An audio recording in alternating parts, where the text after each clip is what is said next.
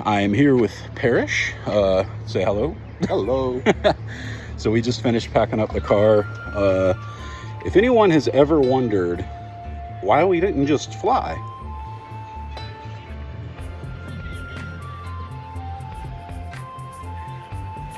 there's your answer. Clear skies.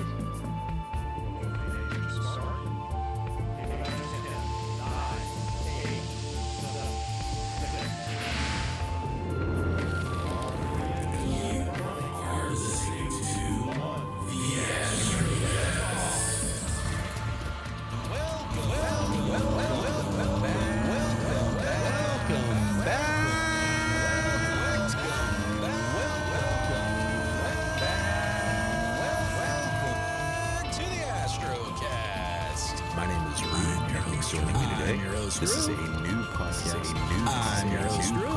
I'm starting because I have noticed a distinct lack of astrophotography related podcasts on the market today.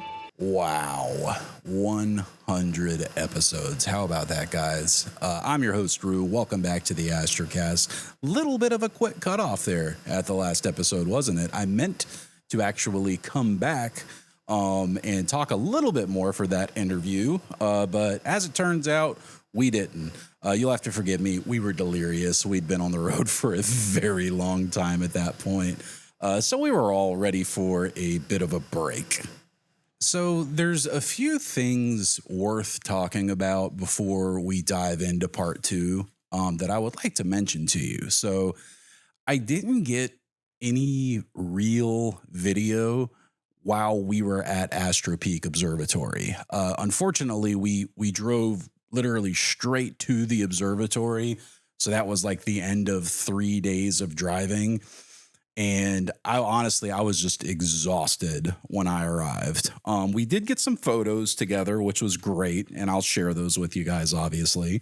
But I wish I would have had a little bit more time at the observatory because I would have loved to have sat down with Nathan and Mike and talked to them about the actual experience of building a observatory when you're, relatively new to astrophotography like Nathan is. And Mike was pretty much brand new to it, but they both have excellent builder backgrounds. They're both very intelligent guys. So, if anyone could do it, it would be them who pulled it off. That being said, I do plan on sitting down again with Nathan in the near future to talk about that whole process. So stay tuned for that. We basically spent the night there setting up our telescopes. So we were the first Piers that were installed at Astro Peak, which is really, really cool. I made a grave error that I didn't realize until after I was back in Charlotte, which kind of stunk.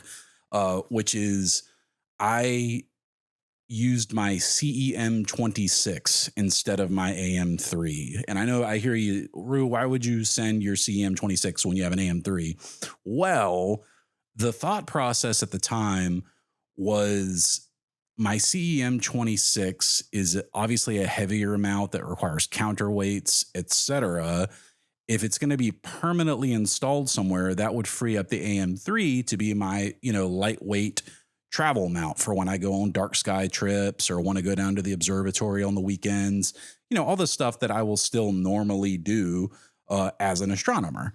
What I found out was, so basically I had been testing Nina and my automatic sequencer, target scheduler and advanced sequencer for a couple of months prior to the Utah trip, just to make sure that I had, everything at least working.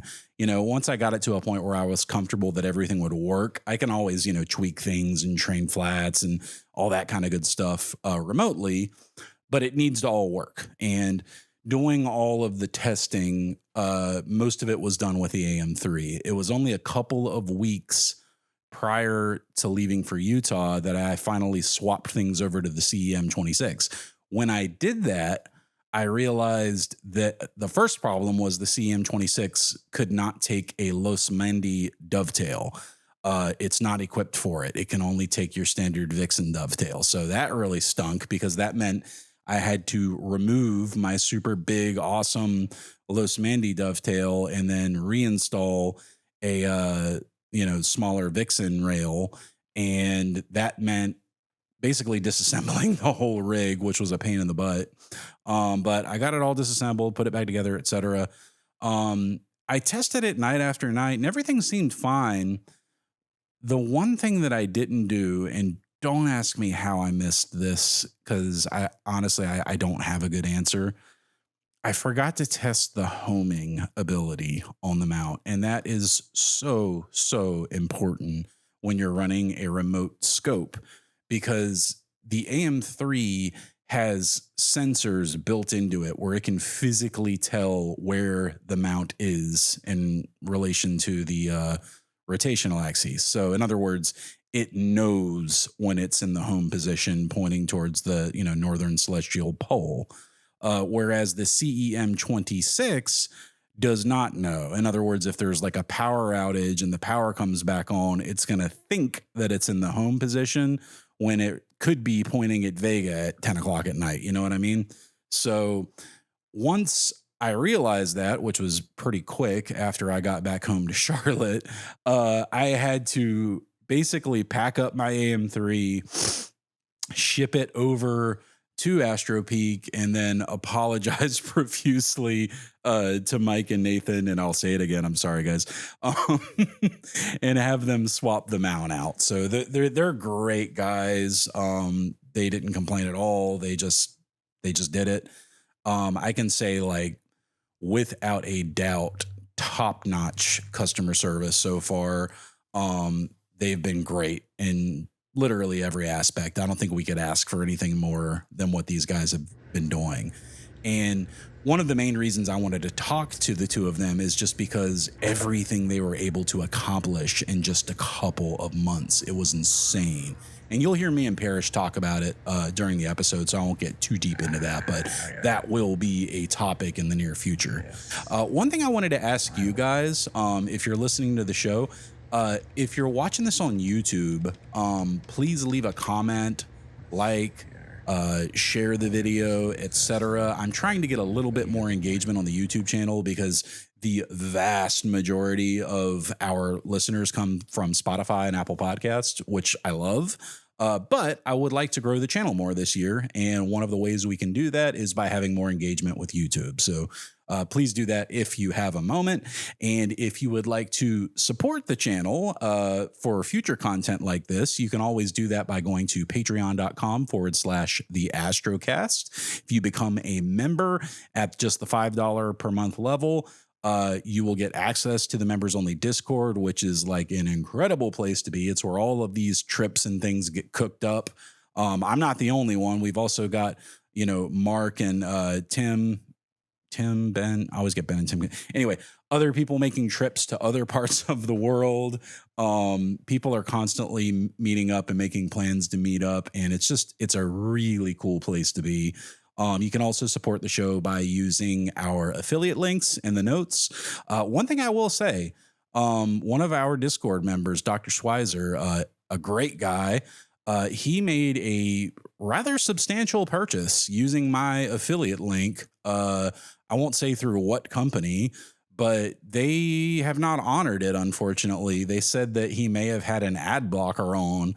And, anytime in the past when I've had something like that happen, I email the company and they honor it and they say, yeah, sorry about that, and they just put the commission in the account. But they haven't done that yet. So I'm a little bit worried about that. I'll let you know how it turns out. But if you ever do make a purchase through the affiliate links, please just make sure that you don't have an ad blocker turned on. I know it's like common practice now to always have your ad blockers on.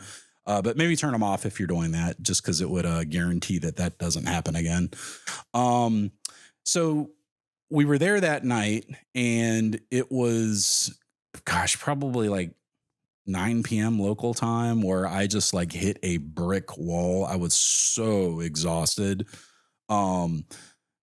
Parish was still like high on setting up his telescope, and being out in Utah under Bortle 1 skies, which I completely get. So he still had some energy left somehow. He was setting up his Astro-Physics mount and his ASCAR 130, giant scope, beautiful rig that he's got. And I'm just setting up my little ASCAR SQA 55, much smaller, but man, oh man, guys, the images that I'm getting are sweet. I cannot wait to share some of them with you. I've gotten first light. I've had a couple of nights down, properly imaging now. But anyway, around 10 o'clock that night, I hit a wall. I couldn't go any further. I was so exhausted, and it was sad because I could see the Milky Way was up. There was no moon. It was gorgeous. Everybody's having a great time. But I was just so exhausted. I couldn't go any further. So Nathan had warned me. He's like, make sure you wear shoes and make sure you look where you're stepping because there are scorpions out here. And I'm like, man, with my luck, I will get stung by a scorpion. I was terrified. So I start walking back to the car, 10 o'clock, exhausted. And I got my flashlight out. And sure enough, here's a scorpion walking by. So I avoided him. And they're weird. They're like little scorpions. They're like dark green colored. Nathan said they actually glow in the dark, which is weird. So anyway, I went into the van, passed out, woke up about 4 o'clock in the morning when Parish came to warm up in the van. It was freezing cold at that point. I had left the windows down when I went to go lay down because it was nice and cool out, like a cool breeze. Woke up at 4 a.m., freezing cold. So we turned the van on to warm up. And long story short, I finished setting up my rig physically the next morning. We cleaned up all of our trash and packed up and pretty much got out of there. So I wish we could have spent more time at the observatory, but we were on a really short timeline. Unfortunately, I couldn't take any more time off of work than I had taken. And we still had a long ways to go. So we jumped in the car. In the minivan.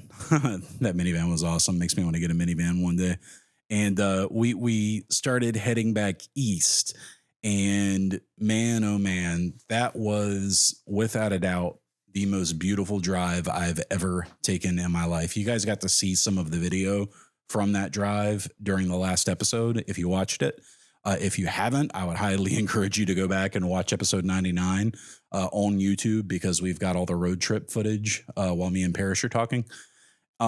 Just absolutely gorgeous area out there. And we're talking like the Canyonlands area.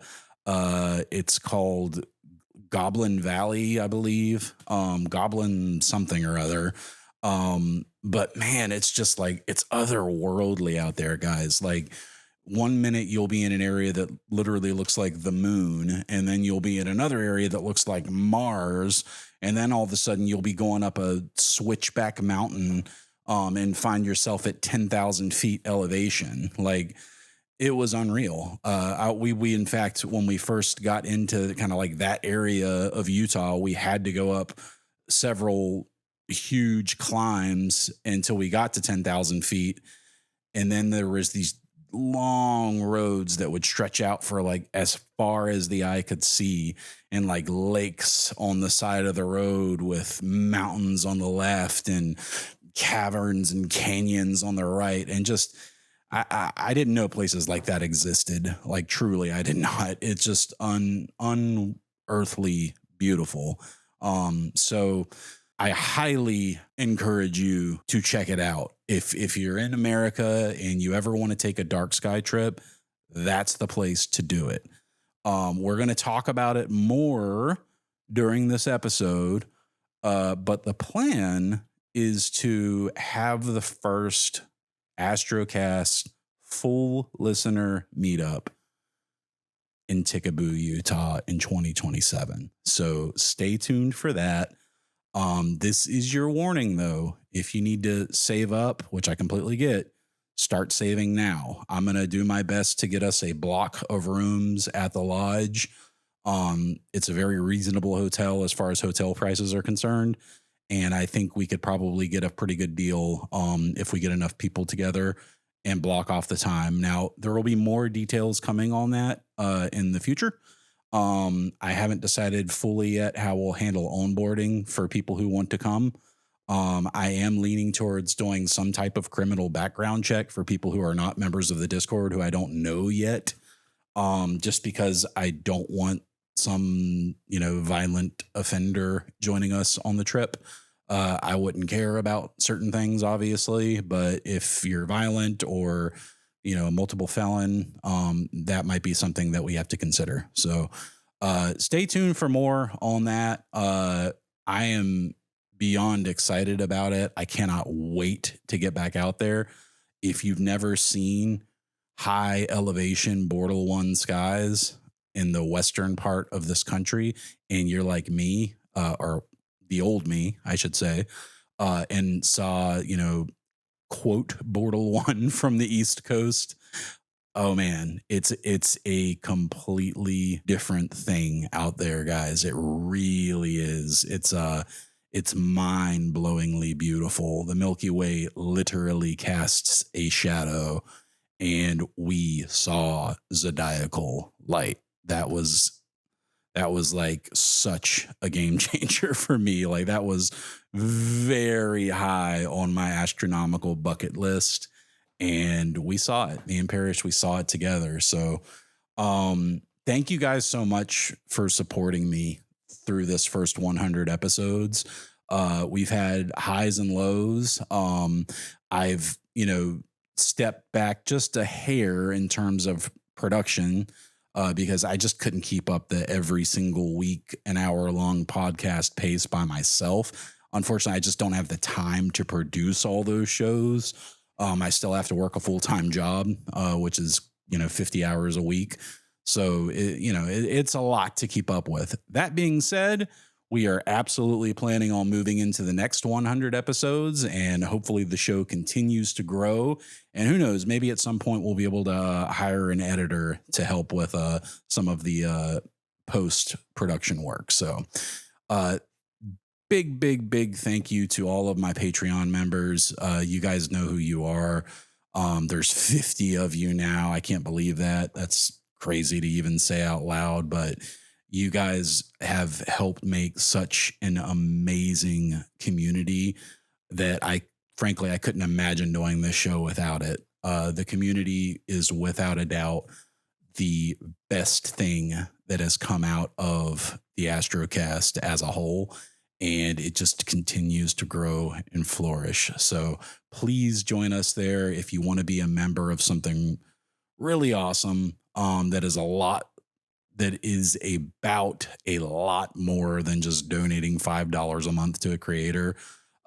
Definitely consider joining the Astrocast Patreon. So without further ado, I am going to go ahead and pass it on over to past Rue and past Parish.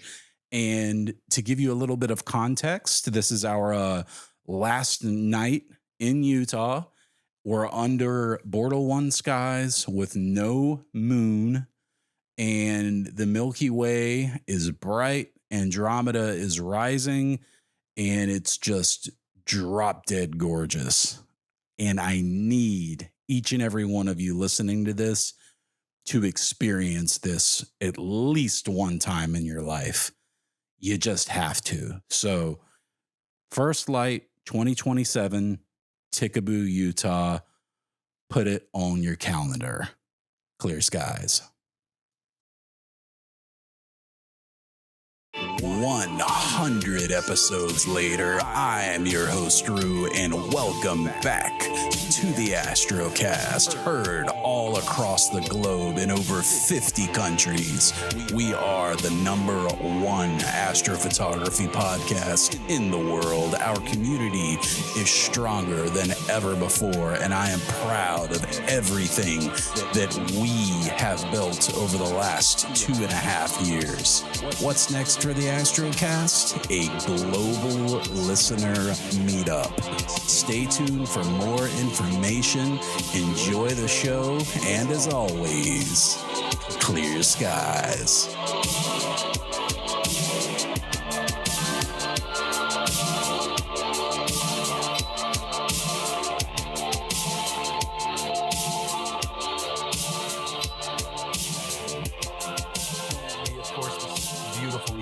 Parish, you're already reporting, Parish. Sorry. So this is our last night under Bortle 1 skies. Parish, can I pick your brain for a minute? Yeah, sure. Tell me what you think about this trip, man. What's your thoughts? I mean, I'm so glad I did this. For a while, it looked like this might not happen. I don't know if you told anybody about. I don't know if it mentioned it, but like I kind of sprained my back, so I'm still dealing with a little bit of back issues. And Yeah. again, Rue's been kind enough, and I feel so bad that he's the one that actually done all the driving. So You don't need to feel bad, man. I really, truly mean I don't mind at all. yeah, it's mostly just like when I'm sitting down, so it's like really that's hurts. back But- pain, man. It's terrible. But yeah, I mean, like Rue's been an awesome guy throughout the whole ordeal. So thanks, Ru. Like honestly, I don't think I could have made being it. here with me, man. I can't think. There is like literally no one else, maybe short of my wife, that I would rather. But my wife wouldn't appreciate it like you because she's not an astronomy fan. But I just love having her around. But I just as far as my friends go, man, there's no one else I'd rather have here except you, Mark, and the rest of the family. it is. I not- mean, yeah, it has been an awesome. Like, It's been- honestly, it's just been surreal to kind of just sit under the like completely dark skies, Oh. and I've never seen the Milky Way the way I'm Describe it. seeing it right now. Describe what you're seeing. I mean, dude, like you can see it right now. It's low on the horizon, right? But I remember yesterday, like, we were here from, I would say, sunset to sunrise, Yep. and we were able to see it in all its magnificence, right? God. Dude, it was surreal. Like, I mean, when you go to like Bortle 3 skies, you can still make out the Milky Ways, right? Yeah. But you see a lot of the glowing parts. But here you were able to see all the marbling. You were able to see all the dust lanes. I mean, dude, you could even see the fuzzy patch of Andromeda with your naked eye. Yes. It was something else. Like, I mean, honestly, when I see pictures of people posting pictures of like Bortle 1 skies, and I was like, oh, that's got to be, I was like, oh, I don't think you'd ever see it that way, right? Yeah. But when you actually are under a Bortle 1 sky, like, dude, there's no light domes, like, Yeah. 360 degrees, right? There's no light domes at all. None. And it's just seeing the Milky Way with your naked eye, again, after you've been like, your eyes have adjusted to the dark. Yes. It's a whole different feeling, man. It really is, man. And like, speaking of no light domes, one of the things that I found shocking, and Nathan had mentioned this to me before we came out, because he asked where we were going. And like, we started, so let me back up. We started our journey. I left Charlotte Friday morning around 5 a.m. And the goal was to get to at least to St. Louis on the first day. But I made really good timing, and I was able to make it all the way to Kansas City, which is where Parish was able to get to on the first day as well. So I don't recommend doing that. I drove for, I think, 15 hours straight that day. I got to the hotel at 2 a.m. and Parish had kindly got me some dinner, so I had something to eat when I arrived. And we woke up the next morning and we headed out. We dropped off Parish's car at long-term parking, and we got to Western Vale, Colorado. On Yeah, night two, somewhere right? around that. Yes. That was beautiful up there. The drive man. was amazing, too. God, the drive was incredible. Like, if you ever get a chance, this is something else, like beautiful, like side effect, if you will, of this trip has been just the beauty of the trip out here. Like driving through those Rocky Mountains, man, that was something else. Mm-hmm.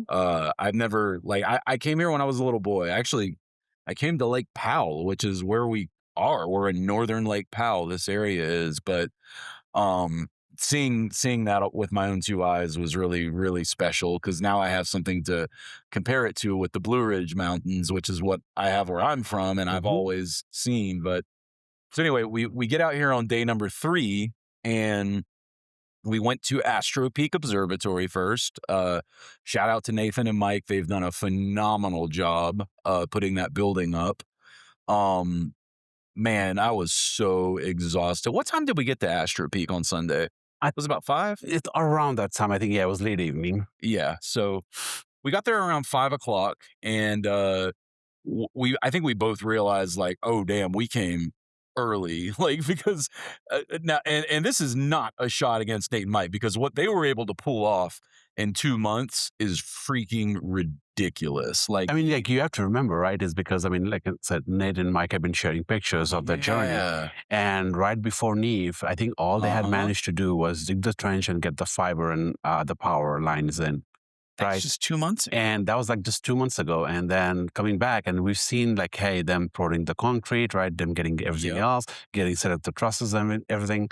And then you come back, and I'm like, oh, I honestly didn't even think it was going to be in the state. The buildings were in the state it was in. But when we got there, like, I mean, they had, I mean, apart from getting the roof automated, right? But they had the roof, like, it's working. Yeah, they can. You can roll it out, right? So it's manually rolled it out right now. And I think automation is not far away. Yeah. And yeah, everything was all set up. And I think Nate was just waiting for us to kind of come in and get our scopes installed.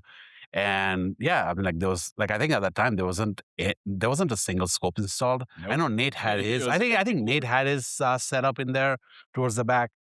He had his pier. He had his pier. I don't think. Yeah, he had his. Maybe he was bringing it out occasionally. Yes, I would say there was nothing permanently installed from an install perspective, right? So we were coming. So we got there in the afternoon, and Nate was like, "Well, I was just waiting on you guys to kind of come in, and we started to do the install."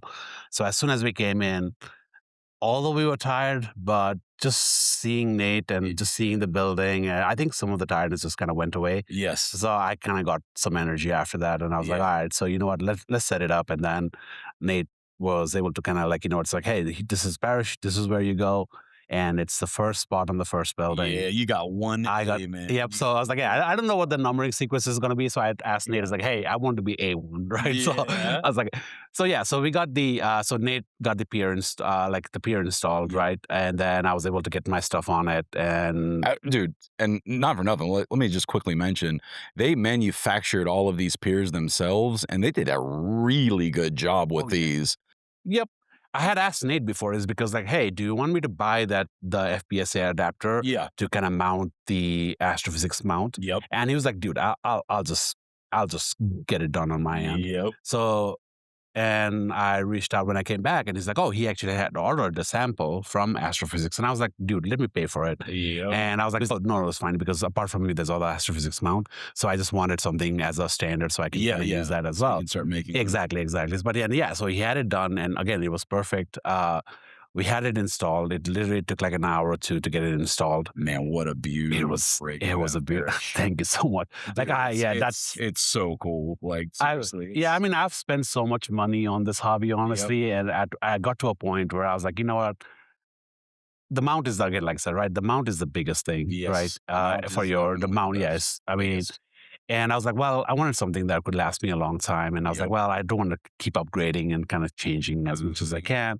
So I really struggled with the idea, because I mean, it's this very expensive mount, and I really struggled with the idea of actually throwing that much money on it. Yep. But I finally managed to convince myself, say, hey, you know what? It's a buy once, cry once kind of thing. Yep. And if I buy this, like, honestly, I would never have to upgrade ever. You're absolutely right. And I'm so glad I did, is because as soon as I got it, it was just, I mean, again, the other thing was because, again, these mounts are in such a high demand that Astrophysics does have a backlog, and sometimes it can take a year or so, right? How did you end up getting your Astrophysics? I was on their backlog for a while, right? So I was like, so basically they have their mailing list open, say, hey, you know what, if you want one of these, just get on the backlog. And then once it becomes available, they'll kind of reach out to you. And they had reached out to me originally, but that was when I was actually back in Nepal, because my dad had just passed away. So I got the email then saying, hey, it's ready. But it was a very bad time. So I said, hey, you know, I'm just going to have to pass on this. And then when I came back, and this was back in July of 25, I think. Yep. And then when I came back, and I think back in March or April, I got the email again saying, hey, I just reached out and said, hey, do you have anything?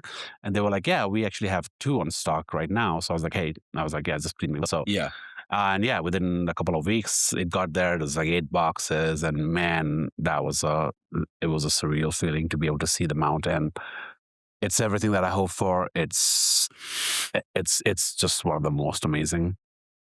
The mount is...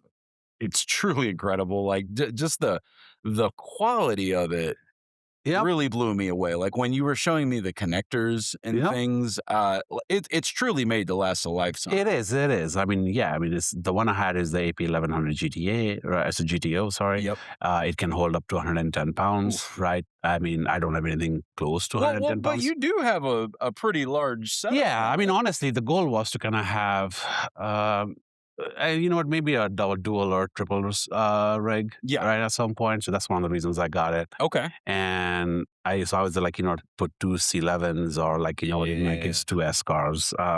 So I think it's fine. I mean, everything's smooth, right? You know what? The controls are amazing, right? I mean, they have a very nice community Yes. as well. That's very helpful. Yeah, you've spoken very highly of the Astrophysics community in the past. They're amazing. Like, I mean, they have a whole groups.io where you can actually go in and there's people just like, you know what, there's always someone there. You can always find some help there. That's and awesome. They've been man. awesome. That's so crucial because, you know, if you invest that much in that sort of mount, you want to make sure that they're going to stand behind their product, and they clearly do. Yep, so. And they do. And the one, and yeah, so I was kind of initially torn between 10 micron and the Astrophysics, but again, Astrophysics in Chicago, right? The headquarters in Chicago, which is not that far away from me. So I was like, all right, that was a no-brainer. So, but yeah, it was like amazing just to kind of get everything set up. And then we had some clouds right at around Polaris. So, I mean, the rest of the sky was clear, but there was some clouds around Polaris. So Nate and I, while just setting up, we just kind of started chatting and just kind of, we were just like catching up, right? And then I think it was like around 1 or 2 a.m., the clouds rolled away and we hadn't planned on opening the roof up to do polar alignments, but Nate was like, well, I mean, we're here, so might as well. So we got the roof opened and we were able to kind of get polar aligned. I think I did run into a struggle with the time zone, setting up the time zone on my Astrophysics mount. Hey, real quick. Yeah.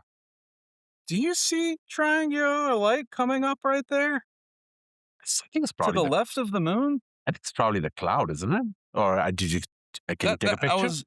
Here, let me take another exposure. Let me see.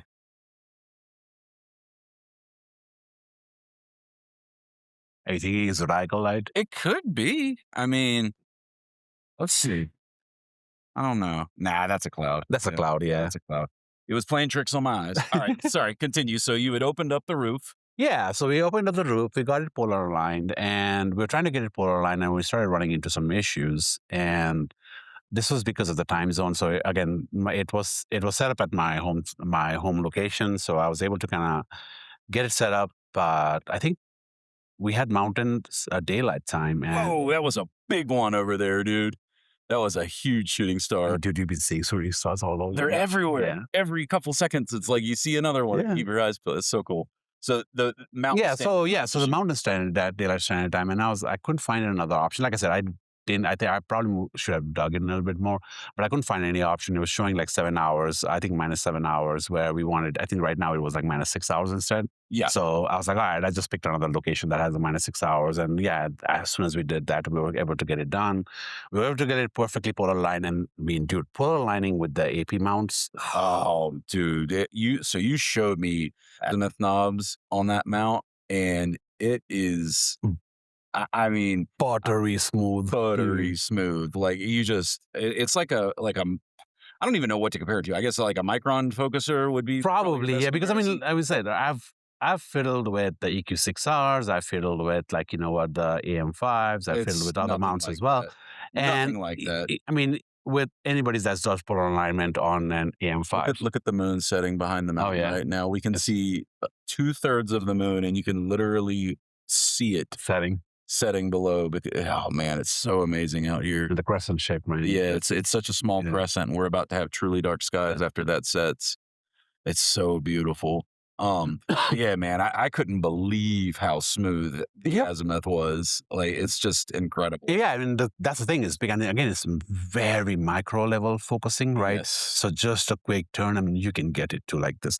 So I think by the time we were done, I think the polar alignment was like 0.00, like 1. It was like the best number. The best you can get. It was like pretty much like a decimal point away from being perfect.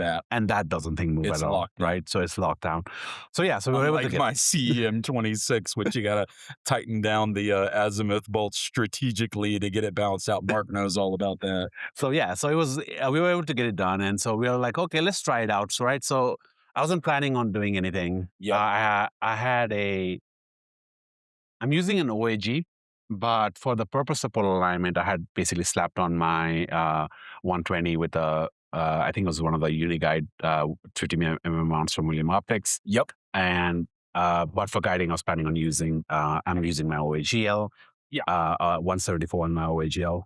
So you got the 174. 174. That's what you want. That's perfect. That's actually a very perfect combination. Yeah. So I was planning on using that. So I hadn't focused. Like I was able to get my I was able to get actually perfect focus on my main camera as well as my 120 with the guide scope camera setup. And I hadn't done my focusing on the OAGL yet. That's true. And I was like, I had it in the spot where I think I had markers put in, so it was easy enough. But I was tired at that point. So I was like, and Nate was like, and I think Nate and Mike. What time was it? I was probably around like 2, I think 2 a.m. So yeah, and then Nate and Mike were like, yeah, let's just take a test exposure. Yeah. So went over to M81, right, which I was actually shooting from back home as well. Yep. So I was like, let's try some luminance. And I was like, all right, I mean, you know what? These mounts, if perfectly balanced, if perfectly polar aligned, I mean, you can theoretically do unguided, right? Oh, yeah, absolutely. So I was like, well, you know what? Let's try a 5-minute unguided. And without turning the guide scope on, I was able to get a 5-minute unguided. Not only did you get a 5-minute unguided exposure, but when we compared it to the one to a 5-minute from my house, it was like a night and day difference. I mean, the thing is, a 10-second exposure was still better than a 5-minute exposure from my backyard. Yes. And that was crazy. So after I think we took the 5-minute exposures, we just compared it back to back, and dude, what a difference. It was truly incredible. Give me just a second. Yeah. I'm turning off the engine for a bit because I felt some heat coming out from the car and it was driving me nuts. But yeah, that was wild. Just one 5-minute exposure basically had no noise in it. Yep, it was. You could see the whole disc, like the faint disc for the M81, and man, it was just like, and you could actually start to see some of the the IFN data around it as well, right? Just a single cell. 5 minutes, and that was unguided as well. And again, like I said, so we were comparing it to the one I took it back home, and it was like a night and day difference. And like these. So I was like, I can't wait to get it up. And Nate was like, hey, do you want to start imaging? Because he was imaging as well, I think. Yeah. Right? So he was imaging. So I was like, all right. I was like, he was asking me, he's like, hey, do you want to image? And I'm like, I'm too tired. I'm moving my, I'm taking a time lapse with my Osmo Pocket, trying to see if it'll do a decent one. But the screen was very bright, so I wanted to move it behind the van. So you were up till very late, but at about 11 o'clock, I was also setting up my rig. And I had most of it set up, but I didn't have like cable management done or anything like that. And I was so exhausted, man. I felt like I hit a wall at some point. I remember sitting down and just being like, all right, let me sit down for a sec. And then when I went to go stand up, I couldn't do it. Dude, like I think, like I said, you were high on the setup. Yeah, I was just high on the setup. I think, like, I was just like, and I think after everything was done, it was like, all right, let's just call it a night. And he was still shooting. Like the roof was open, so I was like, at this stage, I think we're too late, too far back to kind of find a hotel or anything like that. So like, let's just crash there. So I asked Nate, I was like, hey, can I just stay outside? So he had a cot outside and just threw me a sleeping blanket. And I kind of was just started to go in. I was like, you know what? I was trying to sleep, but then I had the Milky Way right over my head. And I couldn't sleep, dude. I was just looking at it. I was like, yeah, I couldn't sleep at all. I was just looking at it. And I think it was by 3:30, I probably dozed off for about a half hour or so. And then I had my hand out of my sleeping bag and I was like cold as hell. Oh my goodness. So the desert, right? The temp swing was crazy. Because I when I went to bed, I went into the minivan and I reclined back and I was like, no, not the end of the world. I'll get 5 hours of sleep in the minivan. So I actually had the windows down because it was like a nice cool breeze. Whenever Parish came, like freezing, 4 a.m. in the morning. I got up and Oh, I think I just saw another one. I got up and I was just like frozen, man. We had to, so God, it was so cold. We had to turn the van on, and we Yeah. had not figured out how to turn off The lights. the lights yet. So I felt so bad, but I was like, we were This was like freezing. around 4:50 in the morning, so it's already past Yeah, astronomical it was. twilight, so it was fine. So, but yeah, I mean, I think probably got half an hour sleep, but I'm surprising. I was like, I think just the high kept me going, right, Yeah. for a while. So then after that, like, the rest of the morning we just spent on cable management. Drew was able to, you were able to get all of your I setup got done. everything set up, including my Comet and UPS, which I was quite happy about. So That yeah, Comet is awesome, dude. What a cool device. Dude, I didn't get that set up, so You I'll will, probably, though, yeah. or I mean, Nate that's can fine. set it up. I'm actually Yeah, planning on coming in again in September again, just to Yep. kind of visit again, and then hopefully at that time I'll probably get additional things set up as well. Yeah. I actually might end up getting a few more. I want to get like an MG box or a meteor sensor as well. A what? A meteor sensor. What's a meteor So sensor? basically, it's the one from Pegasus that does barometric pressure, air pressure. and all Oh, that stuff as well, yeah. right? We were So talking about, because this is part of the process for sky mapping with your mount, right? It makes it. I mean, yes, you can theoretically still do it without, but I mean, having those actually also helps. Yeah, it right? makes it more accurate. Yep. Yeah. So there was an MG Box V2, but I don't find. I think the company that makes that used to make it don't no longer make it. Yeah. I still find the V1 somewhere, but that doesn't have the GPS. I think. Yeah. But I wanted one that has the GPS as well as The GPS is so nice with Astro gear, man. I was kicking myself because I have a GPS module at home for my Optron, and I haven't used it in so long because I was using the ASI Air, and with the ASI Air, you don't really necessarily need a GPS module because it's very easy to set location. But anyway, it would have been smart for me to bring it because it would have avoided a lot of headaches if I just would have plugged that into the mount. Particularly if you travel with your mount a lot, I highly recommend looking into GPS modules because it just makes life easier. Yep. So yeah, so we got pretty much everything, I think, settled out.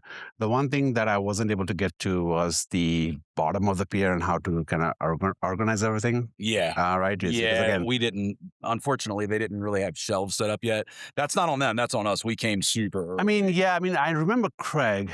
He basically used like a bunch of, I think it was like a couple of metal pegboards. Yep. And has everything in there, and he was Strapped able to onto kind the of strap on pegboard. through. I Yeah. think it's like an 8-inch clamp or even zip ties.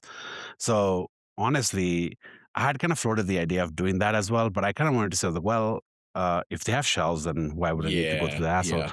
Yeah. So for now, I think it's just lying in the floor. So basically, it's the power line that comes through the building, right? Yep. Hooks up into my UPS, and from my UPS, it goes in. So there's a Casa 6 port, right? Yep. And then from the Casa 6 port, I have my PC, my mount, my Pegasus power box, and my Ethernet switch, or if I Yep. put my unmanaged Ethernet switch plugged in, and then pretty much everything. Pretty much everything is plugged into the Pegasus power box. Yeah. And then there's a cable through the mount cabling for the power box through the through the AP100 Yeah. that goes into my PC, and then I think the mount itself is connected to the PC by an Ethernet port.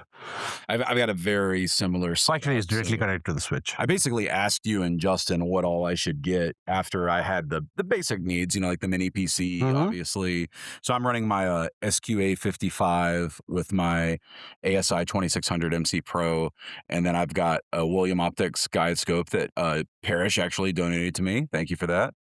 And a ASI 120 Mini. So it's basically like the perfect wide field one-shot color rig, and it is going to be a dark nebula machine. That's what I'm hoping to really get into. I'm sure I'm going to have a lot of fun capturing the obvious targets first.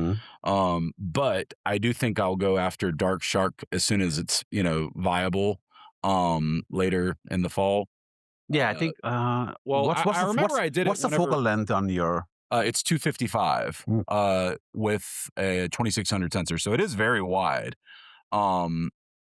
It's going to be awesome, dude. I mean, that's what I shot Dark Shark with last time using the same setup, and it came out beautifully. I mean, I think when at Starfront, right, I have a Redcat 51 that has a 250 millimeter as well, with the APS-C sensor. Yep. And I think that was my first target as well, was the Dark Shark, right? And don't think I did a good job of framing it in. I didn't because either, I want man, because if you center dark shark, according to most applications, it cuts off the tail. Yeah, and I think I cut off the tail, and I was Yeah. able to get a little bit of the rotting fish as well. But Yeah. I was like, I could have probably framed it better. But again, I just wanted to test it out. I was so excited about it. So Yeah. but yeah, I mean, honestly, I might actually go back and do a mosaic because I mean, there's so much, like Dude, dark nebula around that Cepheus This region. is the beauty of having a fully remote automated setup, is that you can go as crazy as you want. Like if I wanted to, I could mosaic the entire Milky Way. You know, I mean, there's nothing stopping me from doing it, right? Yeah, it's just I mean, It'll right take now a I long think time. yeah, it'll take a long time because I think right now I have a 4-panel mosaic. I think I don't know if it's a 4-panel or 2-panel. I think it's a 4-panel mosaic that I'm working on, Rho, Yep. with my mono setup, and it's like like 10 hours on each filter for each panel. So that's going to Yes. be a while. Man, can I just say, looking at Scorpio out here is just hypnotic. Like, it is so beautiful. Like, Antares is just such a vibrant shade of orange. It just catches your eye when you look over there, and like I can feel my eyes are starting to dark adjust now. We had a car pass by just minutes ago. Did you see how dark it just got? Oh dude? yeah. That was crazy. I don't know if we like just officially entered astronomical darkness, but either my eyes just adjusted or it just No, got a it lot got a lot darker. Yeah. So the Milky Way is currently, I mean, you can see the Great Void, the giant split, and Rho is up fairly high.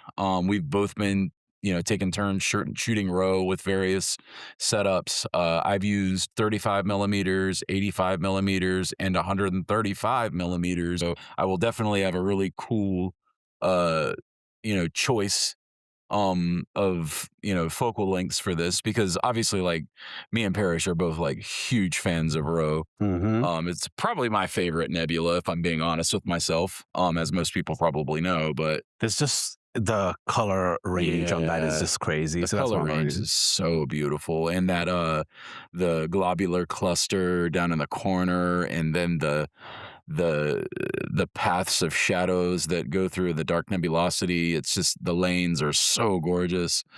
I love it. It almost looks like an intergalactic squid, like something out of Avengers, like just coming out of space at you, and it's just so incredible. So we woke up the next morning, and we cleaned up all of our mess as best we could.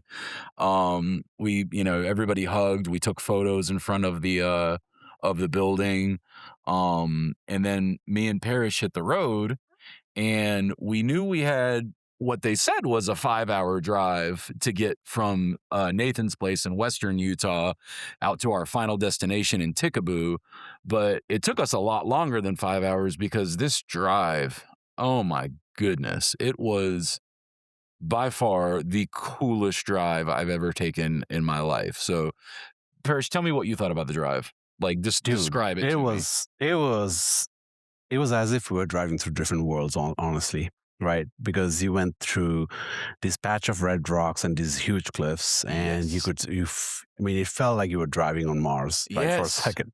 And then you go a little ahead, and it's like everything's white, right? The rocks white, the soil's white, and it was like, oh, now you're driving on the lunar surface. Yes, right? even that area is called lunar. And that.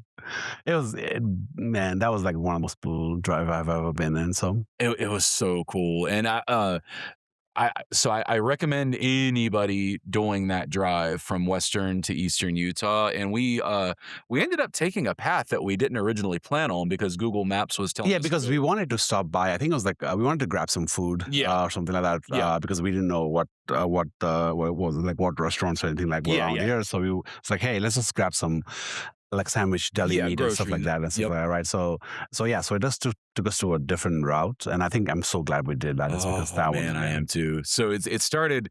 It was so crazy how it started, because like we started in this hilly area, and then eventually we got to this part that it's like something hills, and I can't remember the specific name of it, but we went up these switchback mountains, which is like, so I've got a very big fear of heights.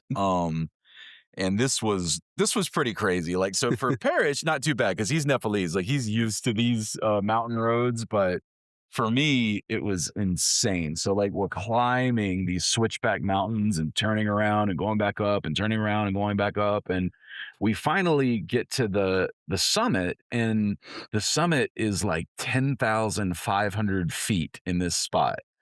And then there's these huge plateaus that we saw with like, I'll never forget the one spot. I literally had to stop and take photos because it was so beautiful. It was this huge lake and horses on one side, and then these massive mountains behind it. And, you know, obviously I will share video. We took a lot, but the scale of the area, it's just so It's just hard. insane, man. It's insane. You can't comprehend how large it is. You can see the mountains and the, like, you know, are way out, and you think it's so close, but I mean, like, dude, that thing is far away. It was insane how far away it was. And like, I'm not used to that, because in Charlotte, you know, you're lucky if you can find a spot to see the horizon, let alone something 100 miles in the distance, which Yeah. is what we were seeing. So that was absolutely incredible. So we got through the drive, and let me tell you, if you do take this trip, just make sure that you're in a vehicle with good brakes, because you do go down a lot of 6 to 8% grades that can last 3 to 6 miles depending on where you are. So definitely have good brakes. But so we're finally approaching the hotel, and I'm honestly kind of like, how's there going to be a hotel here? Because like we're like 100 miles from anything at this point. Yeah. Like we've seen nothing, you know. We passed through a couple tiny little towns that had like little stargazing motels, and there were a few dome hotels. Very, very cool spots. That was still like about an hour and a half away from the from where we actually. That was still an hour and a half away, exactly. And so finally we get to Ticaboo Lodge. And shout out to Ticaboo Lodge, man. What a cool spot. I can't do you remember the name of the woman who greeted us the first night? I don't remember. I can't. She reminded me of my grandmother, and I'm not to say she's an older woman. She's not. But she had the red hair and the hippie vibes that my grandma had. May she rest in peace. But she was so cool. And she had mentioned, I remember she mentioned that the first time she saw the Milky Way was in Bolivia, which is super cool. Isabella is another person that we've ran into at the lodge. She was super nice and helpful. And I guess what I'm getting at is, if you want to come out here, I would highly recommend that you check out Ticaboo Lodge, because they have kind of everything that you need for a trip like this. They have a gas station right there. There's a convenience store that also has a restaurant attached to it. So you can get food, you can get your Red Bull, you can get your gas. You know, if you need any essentials like a toothbrush, toothpaste, all this, they have it all. Now, I will say it's expensive for these items because it's very far out here. So it costs a lot to get these things out here, and that's to be expected. But that being said, the hotel was very reasonably priced. Oh yeah, I think it was like, what, 3 nights? I think we paid around like $400 or something like that. Well, yeah, So that's phenomenal in my opinion. So especially for where it's located, right in the middle of nowhere and everything else. Like, dude, this, it's the only game in town, right? I mean, there's nothing else around here. I think, this is, I mean, I remember like when you and I were looking at it, right? So initially, I think our thought was like, just actually find somewhere close to Nate's place, right? Yeah. And we were like trying to find somewhere close because we wanted to hang out with Nate as well. I think that was the one thing. And then you and I kind of got discussing, as well as, and I think Nate also mentions like, well, if you go, and like he kind of mentioned Canyonlands as well. It's like, hey, like when you go around that area, that's like the darkest skies. And even though we're in Bortle 1, right? Again, like I said, if we had stuck around the observatory, right, it would have still been fun, honestly. Oh yeah, it would have been awesome. Right, it would have been awesome. But we wanted to see, it was like, okay, how dark can that how get? dark can it get? Right? Exactly. And so we were just kind of like, I think Rue and I were like a couple of weeks back, we were just kind of playing around and just kind of like chatting. And we had like Google Maps open and we're looking at hotels, and we see this in the middle of nowhere. Literally in the middle of nowhere. Like, yeah, we saw this in the middle of nowhere, and we had bookmarked it. And I think we came back again later on, I think the next day, and we started chatting about it. And we were like, okay, all right, let's get it. I mean, dude, it's in the middle of nowhere, and I think it's going to be the best sky. And I think Nathan kind of mentioned that as well. It's like, oh, that's the darkest sky you can actually get. It's crazy because he's in Bortle 1, where the observatory is. But he told me, he says to me, he said, it's like twice as good out there. That's the word that he used. And he's lived here his whole life. Yeah. So he would know. And at first I kind of rolled my eyes out. I'm like, twice as good in a Bortle. How is that even possible? But dude, he was not lying. Like, Yep. I mean, on his, like I say, on the observatory on the side, right? Because again, he does have, like, you know what, south of the St. George, right, Yep. of the observatory. So there's a little bit of light dome from there as well, Yeah. right? So honestly, theoretically, you can still shoot about 15 degrees before you start to hit the light zone, right, from his observatory. Yeah. And out here, he was saying, well, you can actually pretty much go like 5 degrees or even like 1 degree, right? And honestly, right now, if you take a look, if we were looking at right now, like, I mean, like, we have some like hills surrounding us, but I mean, honestly, like you can see the star right when it hits the hill. Right at the hill. Like, I mean, I can stick a finger out, and I think that's covering up the hills right now. Yep. So, I mean, no more than 2 degrees. And I'm sure if these hills weren't here, you'd see it directly above the horizon because there are no light domes around us. And again, the hills are far away, so I mean, so it's not even like, you know, right now it's like probably like 5 degrees. Yeah, we have a 360 degrees, so it's like 5 degrees over horizon. You can basically see everything. So it's so beautiful, man. Like you can make out the summer triangle right now. Yep. But like, oh my gosh, it's when you look up, like it's fuzzy because there's so much behind. And I was just thinking, Parish, I think what I'm going to do once I turn on the move, shoot, move here in a few minutes, I think I'm going to point towards the Sagittarius small star cloud.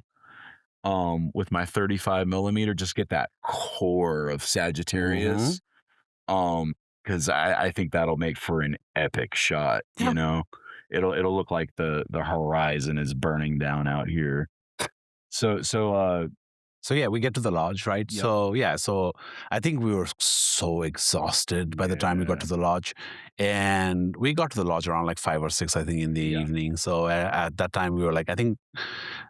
Dude, I took a shower. Yeah, we took a shower after that, right? I mean, not together. So yeah, it was. We took a shower, and I think we just crashed. Yeah. And I think the goal was like, well, if we wake up at night, like we'll just step out of the hotel or try to see. And we said, let's play it by the ear. Yeah. But I was out. Like I think it was like 6:30 or something like that. I was out, and by the time I opened my eyes, it was like 5 in the morning. Yeah. So I woke up at 4 because I remember the lady who greeted us, she had said, you know, if you wake up in the middle of the night, go out this side door because they do leave a couple of lights on the front of the hotel. You know, obviously for visitors who are coming up at night. But she said, go out that side door and just go out that side door. That's the suggestion that she had. So I woke up at 4 a.m. and I was still very tired, but I was like, let me go check this out. I mean, I'm here. So I get up and I, you know, throw some clothes on, walk outside, and so it's facing like directly south, and the Milky Way at that point was like directly overhead. So like I walk outside and my jaw just drops. Insane. So, and that's the view from the hotel. Like, you know what I mean? So yeah, there was a part of me that was kicking myself. I was like, man, you came to the darkest sky and you slept throughout the night. Like I would have never done it in your situation. You say that, but like, we were so exhausted. And it's a good thing that we actually did is because I think the next morning when we woke up, we were fully refreshed. We felt so much better. It was like, you know, this huge weight of soldiers because like we were like so tired. This whole trip has been such a balancing act because, you know, we're gone for 10 days. It's not a short trip, but it's 3 days to drive here, and that's like really pushing yourself, you know, from Charlotte. 3 days to drive back, and then 3 nights here. So we have to balance, you know, we have to pick and choose because otherwise you'll just be a zombie the whole time and you won't be able to have fun and enjoy yourself, you know? So I'm glad we rested that first night. And then, so we woke up, I think we took another nap, later in the afternoon. I mean, we went to have a breakfast. Oh, right? Yeah, that's right. And just so you know, there's a grill just 2 miles down the road from the hotel that is it's connected to the hotel. Actually, I believe they're partners or the same owners. But anyway, we go down to the grill and we both got biscuits and gravy. They were delicious. We were so happy to have a hot meal, man. It had been so long. We were eating out of boxes and gas stations for 2 days. But so we got breakfast, came back, took a nap, and then on the way in the night before, we had spotted like several places that looked like they would be excellent candidates for where we want to go. And there was mile marker 13 in particular on the road that the Ticaboo Lodge is off of, and that's where we're sitting right now. It caught both of our eyes because it was just a perfect 360-degree view with a huge parking area to pull off on and set up however you like. And the view is great too. Like, I mean, you literally have like hills. So, I mean, the picture that I think you took later on, right? And that you actually posted as well. I think probably on Reddit as well.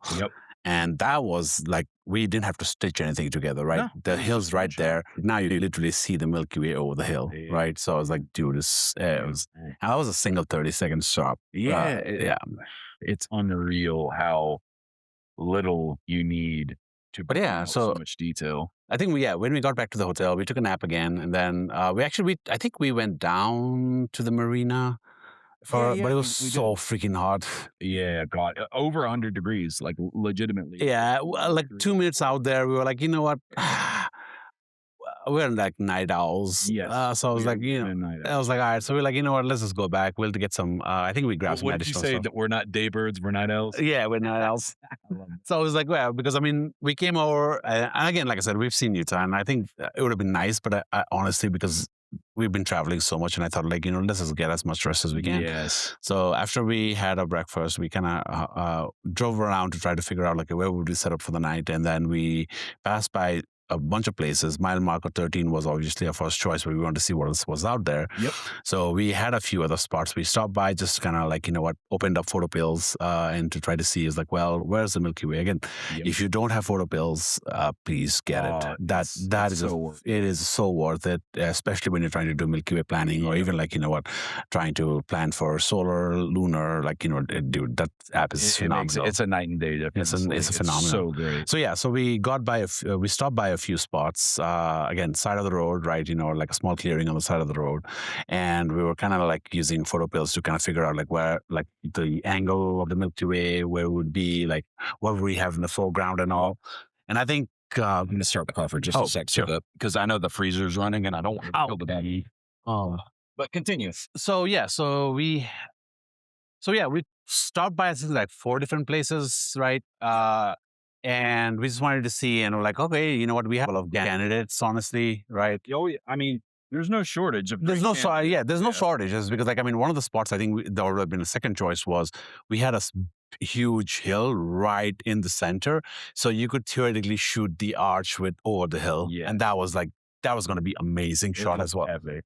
And we came out here and it was like, okay, you know what, this is going to be perfect, is because, again, parked on the side of the road, it's a larger clearing than the other ones. Whoa. Well, that is true. It looked like you could copy, right? The radio, I don't think no, I think it was connected to my phone. I was interested. I was like, are we gonna? That's so funny. Anyway, all right. So, and another reason we didn't go with the original beautiful mountain shot was we wanted to make sure Rho was high enough. Yes, and I think that was like something on the Rho. Did you see that one? Yeah, that was beautiful. Another shooting star. So so then finally we came over here. I think we got here around 8:30ish. I would say 8:30, 8:45ish, right? Yep. And then we parked our car. We were able to get everything set up, and I have my Redcat 150, Redcat 51 on my AM5. Yep. And you had to rebuild your entire rig before. And I did that at the hotel. So it's a good thing is because I basically tested everything out, and because I haven't used this setup in a while. I think it was like the last time I used it was right before winter. Because I've been, I think like the entire of winter I didn't shoot anything from my backyard because it was either too cold or weather was too crappy. Yeah, it was bad. So got everything set up at the hotel before we left, and here it was just popping everything on. So as soon as we got in, like just plopped everything down. Rho had like 3 or 4 setups at that point. Yeah, I had quite a few. He had quite a few setups, and the good thing is we have this huge battery, the Anchor 700 or the Power Horse. Like, dude, that thing can give you days. It's a beast. Actually, let's real quick sidebar. One thing that I would highly recommend that you get for this trip if you decide to take it and really it's been like the hero of the entire trip is the Starlink satellite. Oh, yes. I hate to say that, but dude, because I've got a lot of mixed feelings about Starlink, don't get me wrong, but that satellite dish has come in clutch. Oh, yes. Because, we've got essentially like a really fast internet connection everywhere. Because let me be clear, there is no service out here. None. Yep. Like, you don't have any. And I'm not talking like just for like little patches. I'm talking for 100 miles, there's no service because you're in the middle of nowhere. Yep. So you'll definitely want to think about connectivity before coming out. But anyway, so it took me a while to get set up that night because I was having a little bit of You were kind of juggling between like three different too rigs. much, right? Yeah, you had 3 different rigs. And I was like, there was a point in mid-time as well. I was kind of kicking myself for not bringing my, like, let's say 135 or even my 14 millimeter as well. Yep. But I was like, you know what? I didn't want to spend a lot of time just kind of finicking around. I kind of wanted to just enjoy the night sky, right? So, but I mean, you got really, I mean, it took some time, but you got I eventually set up. got it all Yeah, right. eventually got it up. And like, it was, I think, right after, sorry, right before like Astronomical Doctor kind of hit as well. Yeah. So, and after, as soon as everything got set up properly, then we were just kind of able to just sit down. Yeah. Like I said, I broke Rue's chair, so he was kind enough to bring 2 chairs. So he had a second chair for me as well, and I think I kind of broke it is because again, like I said, my back issues, like I kind of need to kind of move around a lot, Yep. and I think It that was thing, not a very well made. it was one of the cheaper chairs as well, right? So it was like yeah, and I think like after like 5 minutes of me kind of like trying to because even when I need to get up, I need to kind of put pressure on something because otherwise So I accidentally tried to put pressure on this thing, and that's this thing just kind of like gave out. just gave out. So I was like, all right. After that, I just sat in the we had the minivan, so we had it open and we just sat there. But again, this minivan has been so this great. is amazing. I'm glad. I'm so glad. Like the original plan was actually, to get his SUV and then actually park his SUV at the long-term parking lot and actually take my Lexus. Yeah. And I think we still made it work, but honestly, After we got everything packed. yes. I mean, I think we should still be able to fit everything in the Lexus. We could have. But look at the disaster that it is right Yeah, now. exactly. And I think just driving through and everything else. And again, it's a newer Lexus. So I was like, all right. I was like, okay with the driving, but some of the roads we've been on, like that road to Nate's Observatory. On the Nate's Observatory. That was Google Maps. Don't go. Yeah, if you ever go to Astro Peak, ask Nathan how to come in when you get close, because if you follow Google Maps, it will take you down the most meth-ridden sand dune hellhole road you've ever been on. And that was the weird thing is because he's got a nice gravel road all the way through. Like I have no idea why. And it looks like it was meant for dune buggies more so than cars, right? I'm here, this is a 2-wheel drive minivan, and it's a rental, mind you. So I'm like, please don't damage this car. And like, I couldn't stop because it was all sand. I mean, we would have gotten stuck if we stopped. Yep. So you had to keep going. I was having flashbacks to being 19 as a cable guy in the Outer Banks. Oh man! But I was like, that was surprising why Google Map actually brought us to that route where we had. It does that though. Yeah, because the other driver when we actually left, right? He was like, "Hey, just get out of the observatory, turn right, and drive until you get to the highway." It's so easy. And we passed what do you call it? Utah Desert Remote Observatories there as well. Shout out to you guys. Yeah.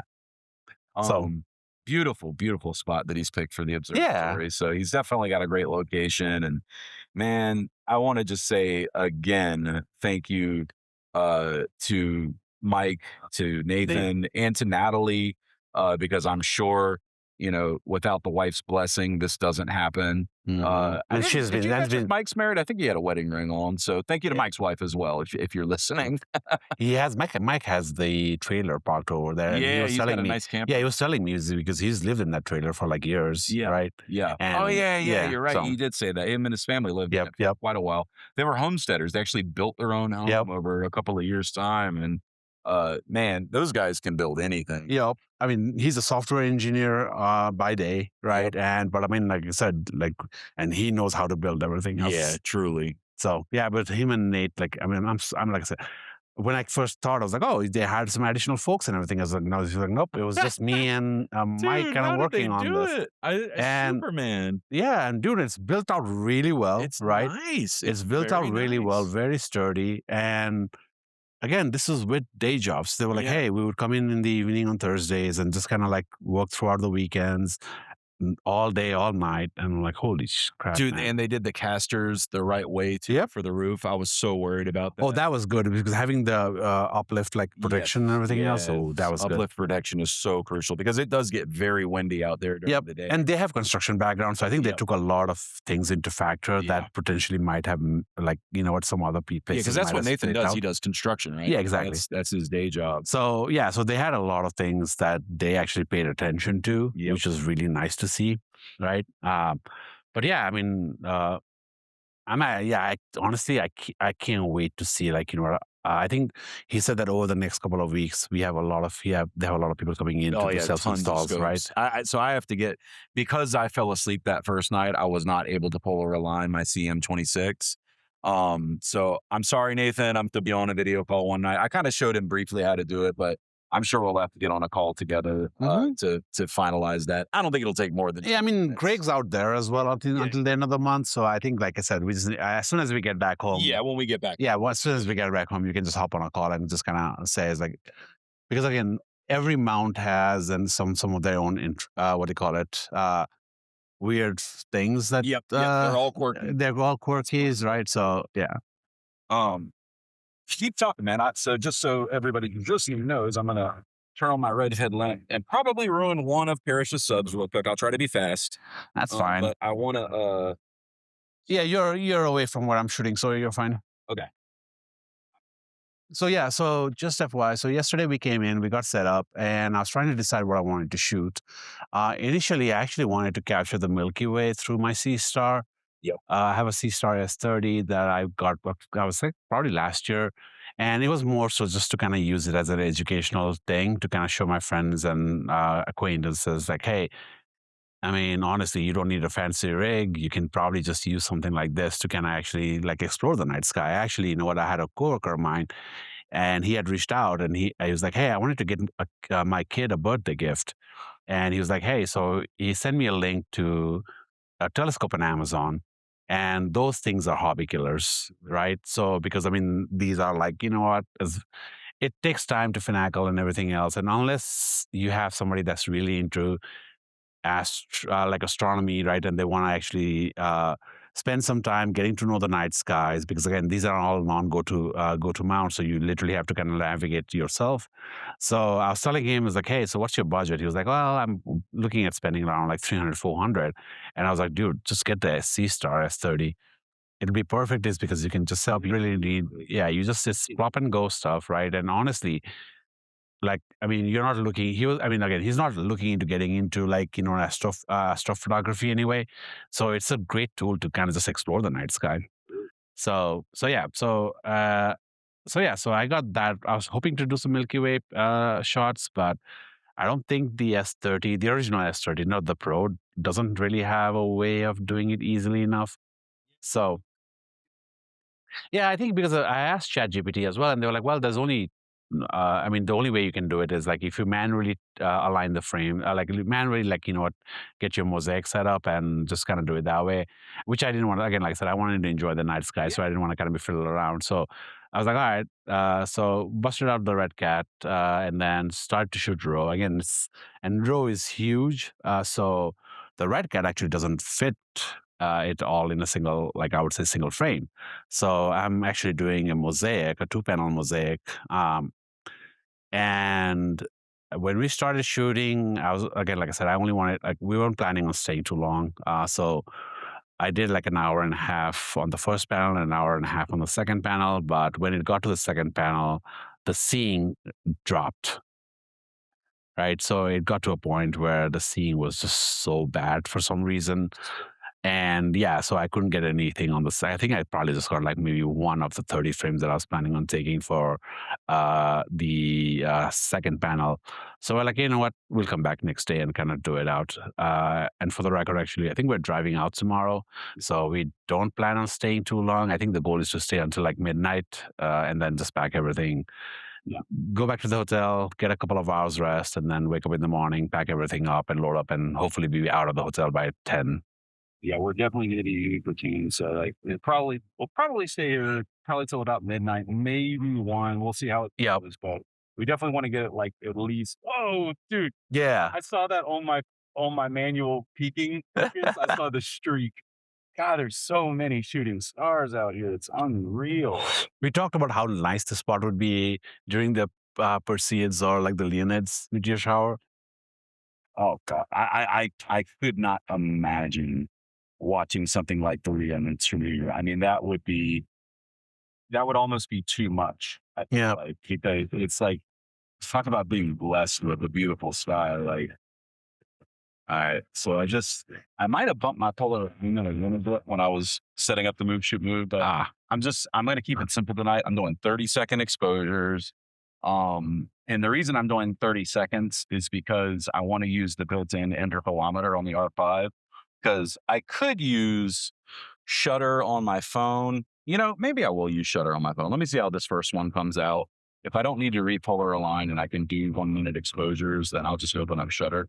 But I kind of wanted to have access to my phone tonight. Mhm. One thing you realize, like, oh, shut. Good Lord, Parish. Look at this. Yeah. This is 1 30-second. Okay, you know what? I know some people won't believe it, so let me just take a quick picture Yeah. of this. Let me All right, zoom out. Right. So this. Oh, I don't know if we can get it. You can't turn the just tap the sun and move it down a little. Hold, yeah, like that. There you go, like that. Okay. A little bit more. There you go. Okay. Here, let me back up out of your way, and then you can That's get fine. right in front of it. There you go. Get right in front of it, and it should expose better. This is, yeah, there you go. This is unfreaking real for 30-second exposure. So we can post this in Reddit. I Yeah, think you had somebody come and say that's not real, right? So you can just post this, and this is literally a 30-second sub. Because Straight from- I posted some of the shots last night, and like I did a light edit on a couple of them, but I also posted just raws that I took right off the camera, and somebody had commented saying, it doesn't actually, well, obviously it doesn't look like a 30-second exposure to your eyes, but he was saying like there's no way that's not a composite, yada yada yada. And yes, with just a 30-second exposure, you can have results like this under the darkest of skies. I mean, you know what? I should probably send you the Milky Way shot, a 30-second shot from my phone as well. Right? Oh, dude. So yes, that's another cool thing. So I have this tripod with a cell phone stand on it. And if you put the iPhone on a tripod, it actually unlocks longer exposures. Which is a little finicky. It's definitely finicky. It's very Apple-y, I guess you could say. But you were able to do that. Yeah. And man, they look awesome. Yeah. Like for 30 seconds on a cell phone. Yeah. I mean, without really messing with exposures or white balance or anything like that. I just wanted to see like, well, this is just a 30-second exposure from an iPhone without even touching it. I probably might take right now because I think we can see the entire Milky Way arch from south to north. So yeah, the northern band completely visible here. Because most of the places I go, it kind of fades it's very dim. Yeah, but nah, here, man, you can see it all the way down.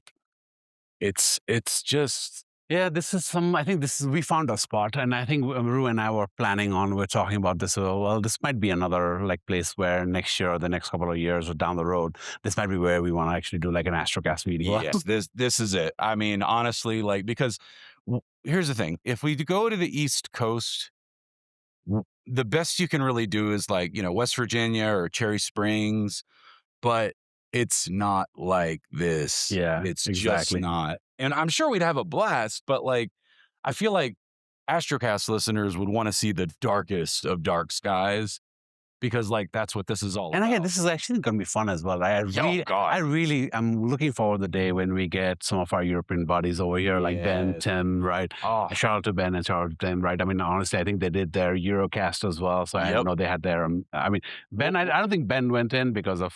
Ben wasn't able to go. He had some issues with immigration, unfortunately. So, but renew your passports. I think Mark kind of like, all right, next time we plan ahead so that we can kind of take out some of these things. Yeah. But I think this would be But we will plan well in advance. Yeah, well, so when we announce it, I will try to do it 12 months in advance so everybody has ample time to save up some money and make plans. try to get for a week, right? Yeah, Try to at come down least a for a week. week, right? Because then theoretically, even if we have bad days, like maybe You'll have you'll have out like here. You will have a few clear nights for because sure, right? this time of year is generally clear in Utah. Yep. We've been so blessed because it's been clear every night. I mean, except for like a few clouds here and there. Yep. It's been pretty much clear all night every night, and it's just. So yeah, it'll be nice to kind of just have everybody else from our Discord group kind of come in, right? I mean, just imagine, right? Like all of us, dude, like all like-minded individuals. Yeah. Like, dude, it's gonna be so much fun. Like, I can't wait for that day. Oh man, it's gonna be magical, and we will make it happen. For those in the locations, for those in the Discord, right? Please, if you can make it, like let's plan well in advance, right? So please make it. Yeah, I guess you could say this is the official announcement of the first Astrocast meetup. Like we found this is where it's happening. So start planning now. Start saving up. I know not everybody has the same financial means as everyone else, but I'm telling you now because it's going to be, at least a year away. So start saving up. I mean, in all likelihood, it'll probably be the following summer, but maybe we can do it earlier. We will see. But I'll give you 12 months heads up, and we'll all hopefully be standing in this exact spot. But like you can imagine like 8 or 9 telescopes out here, like and us just kind of sitting down. And this next time we'll probably be a little bit more better prepared. Yeah, right. So you can fly into Vegas, right? Yes. That's like is it a couple hours from the observatory? 2 hours from the observatory to Vegas. So okay, so about 8 hours. Yeah, but I mean, but that's not bad. That's a day. I mean, honestly, if we are planning on coming here, we might be able to find a closer airport. Colorado might actually be closer. Salt Lake City might be closer. Yeah. So we'll have to see.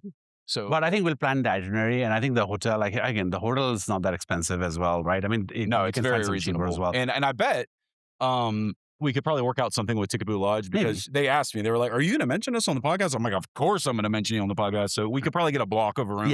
Yeah. If everybody plans in advance, and we can kind of share rooms as well, so that should be fun. So I mean, if that's the case, then it'll be amazing to come here for a week and just kind of like enjoy the night sky. So yes, and enjoy it. We will because, like, man, look at the marbling, like along the eastern portion of the Milky Way, like all the way up to the way I'm used to seeing it, right? Again, from Bortle 3, the way I've seen it is like you see the bright parts, but you don't really make out the dark parts. Yeah, you can't see the dark parts. So here you can actually see the clear contrast between the light and the dark parts.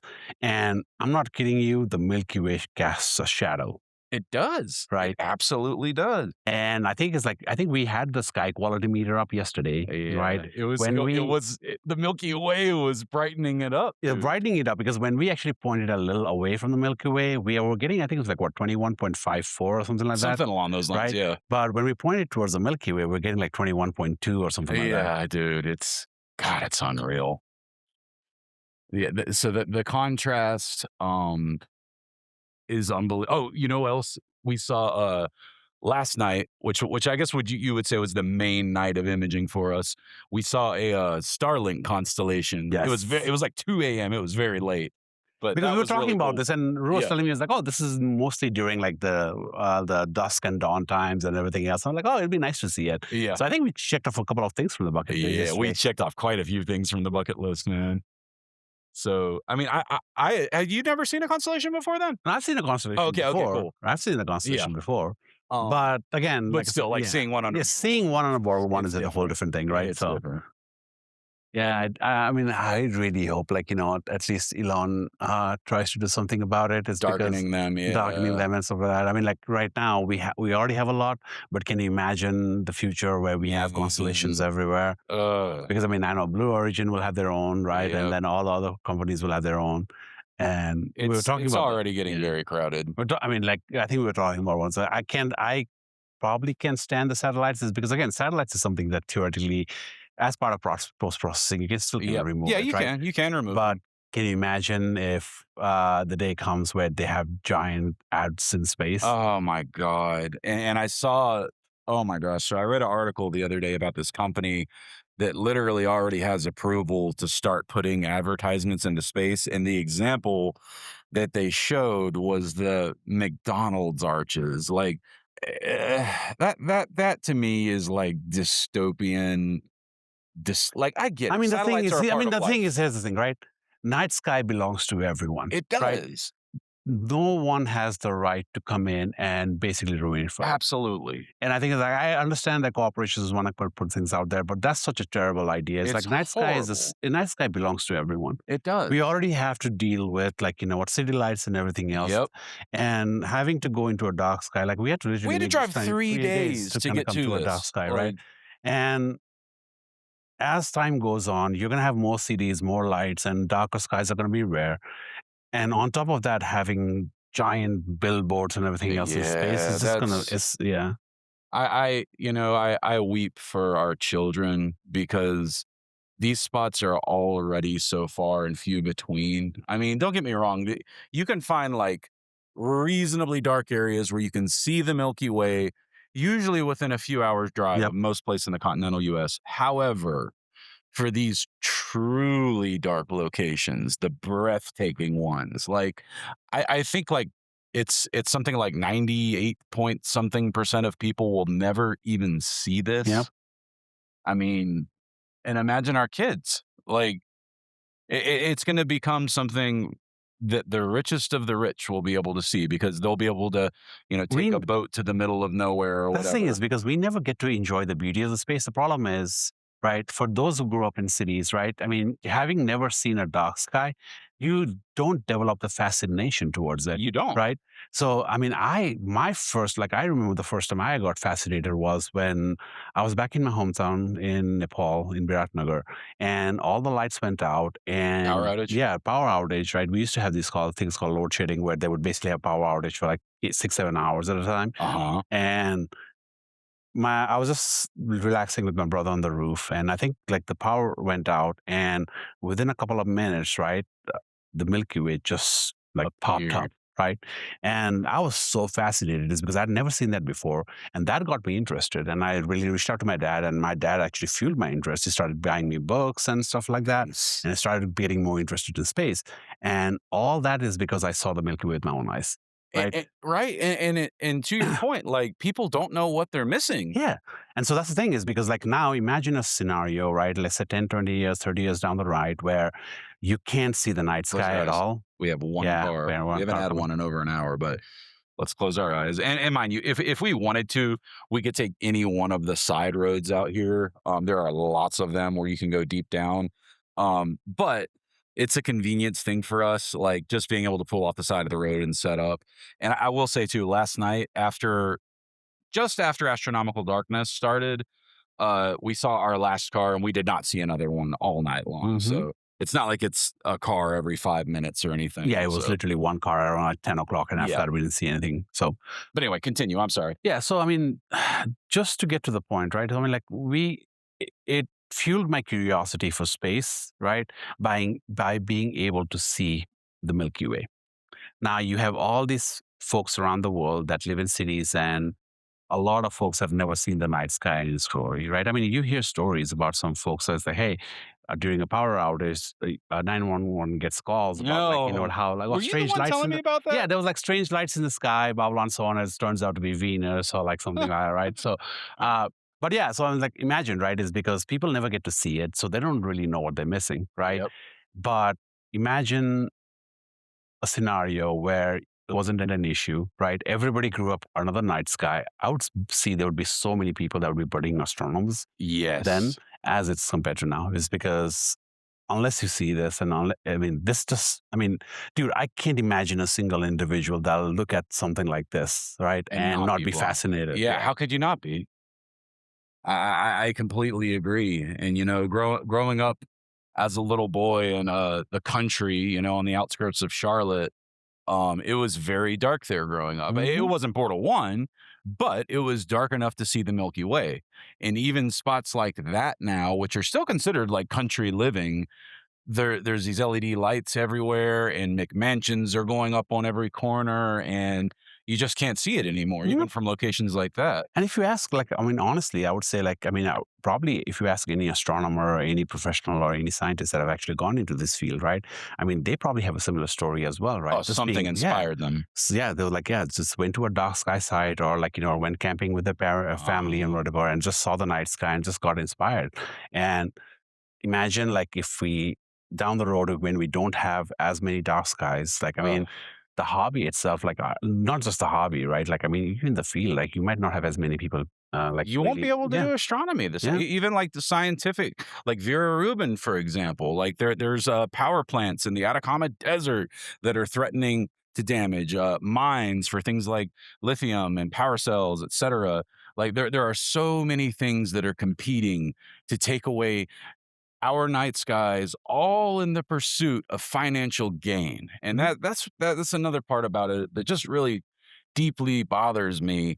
And the thing that that really blows my mind, Parish, is that this is completely reversible. It is. It doesn't have to be this way. I mean, you have some areas that have like dark sky preserve, right? They have like dark sky ordinances. Yes. And all it is just shielding the lights. That's it. Right? That's it. Shielding your lights. Shielding your lights really brings it down. Right? It truly, truly does. I mean, if you see photos of like dark sky towns like that shield their lights, you can take photos above them and see the entire Milky Way with the glowing city below, but none of those lights are shining up into the sky.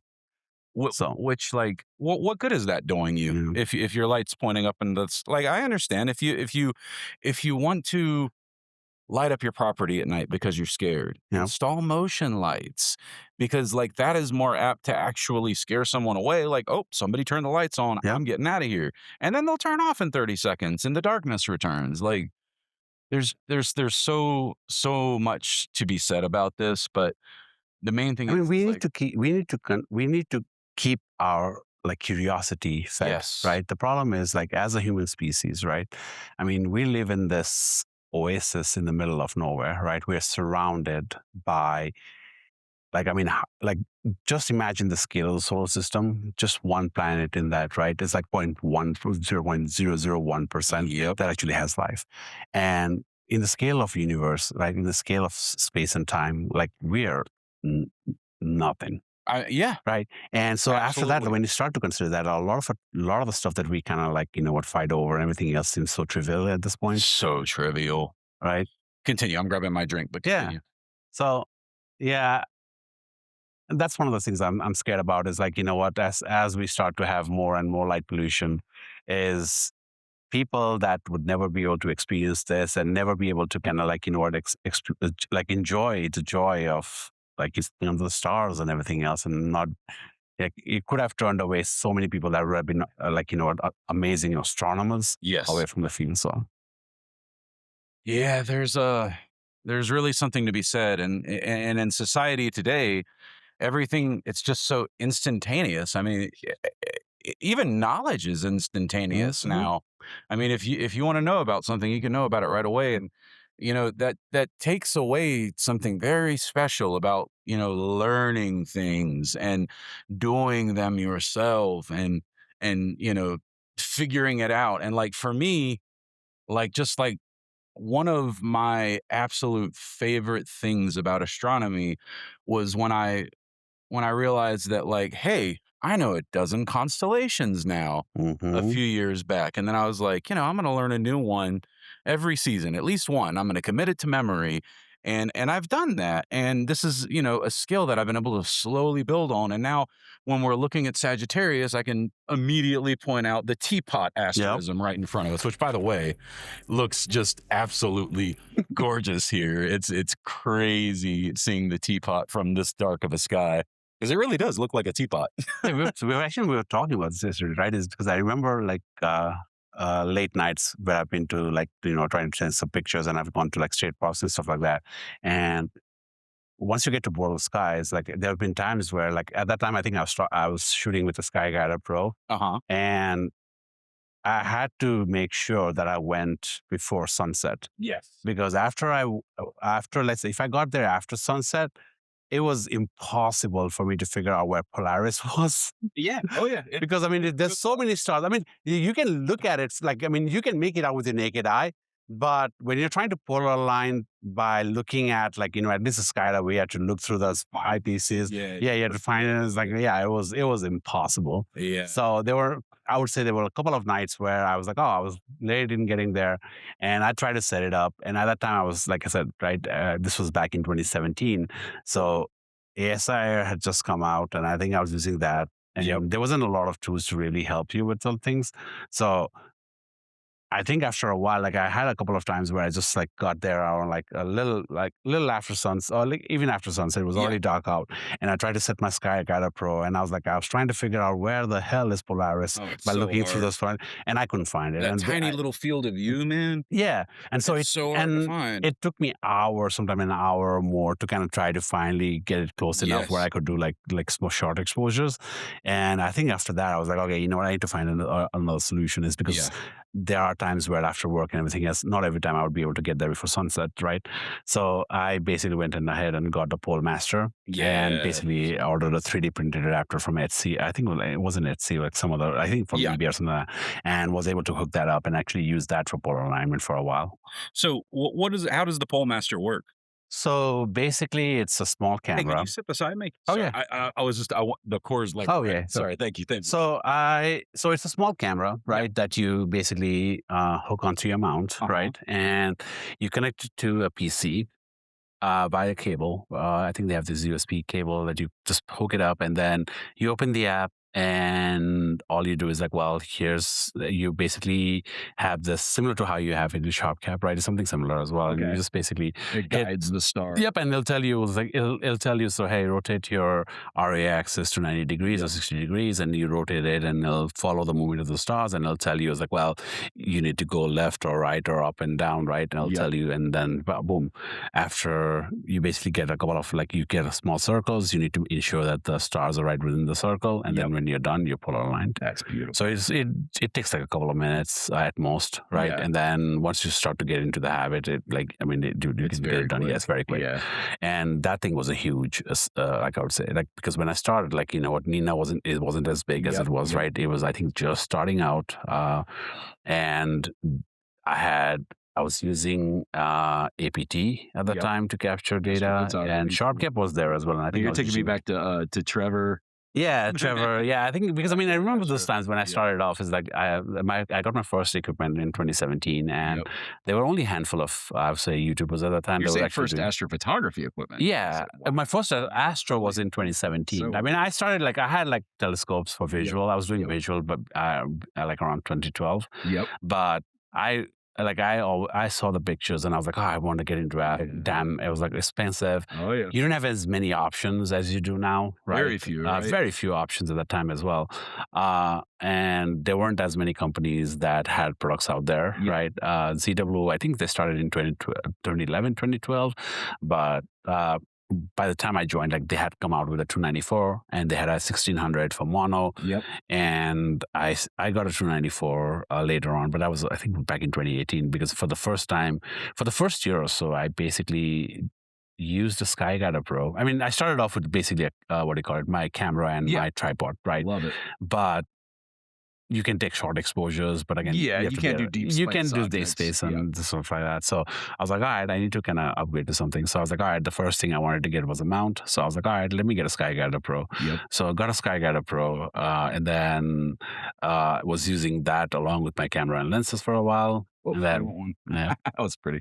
I was using camera lenses for a while, and then after, I think as soon as I got the first picture, I was like, all right, bit by the bug. And then I was like, all right, let me get a real telescope. What was your first? I think the first picture I took of that was of Andromeda as well, but I didn't like it.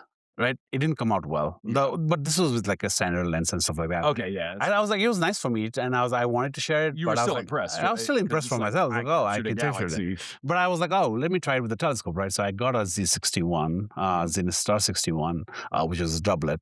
And I hooked up my Nikon D750, unmodded one, right? And went to a campground near me, and I had it set up there, and I was taking, I think it was like 60-second exposures. Okay. And that was the first image I took of Andromeda with my Osei. That was my first picture, right? Your first true. And it came out amazing. Ah. And I know a lot of folks are like, oh, the first pictures don't come out the way it was like. But honestly, I would say like after Andromeda, I took a couple of other pictures and each one of them came out amazing. And I was like, all right, I was like, oh crap, now you need to buy something else and blah, blah, so on. And then before I knew it, I was saving for a house and I knew it. I basically blew most of my house savings.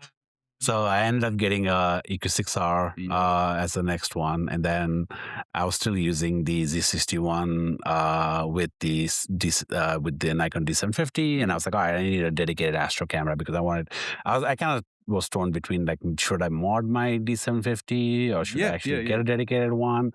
But I think you were already in that deep. I was already in that because and I was like, well, you know what, temperature controls, right? I mean, you need to take calibration frames. A huge difference. Yeah, and I wanted something that was like, well, I don't have to worry about temperatures because again, temperature fluctuates all night long. So I and you want your calibrations to be around the same temperature as well. Absolutely. So I was like, all right, you know what, I'll spring for I would say a dedicated Astro cooled camera. So I get the 294 and I think it was like probably a couple of months before I was like, I got bit by the bug again. So I was like, all right. And the next scope I got was a Seestar 104 because I love the Z. Yeah, I got the 104 for a longer focal length. Yep. And soon it was like, oh, wait, I got the 104 and I was like, all right. And I got the ES 127 as well. Oof.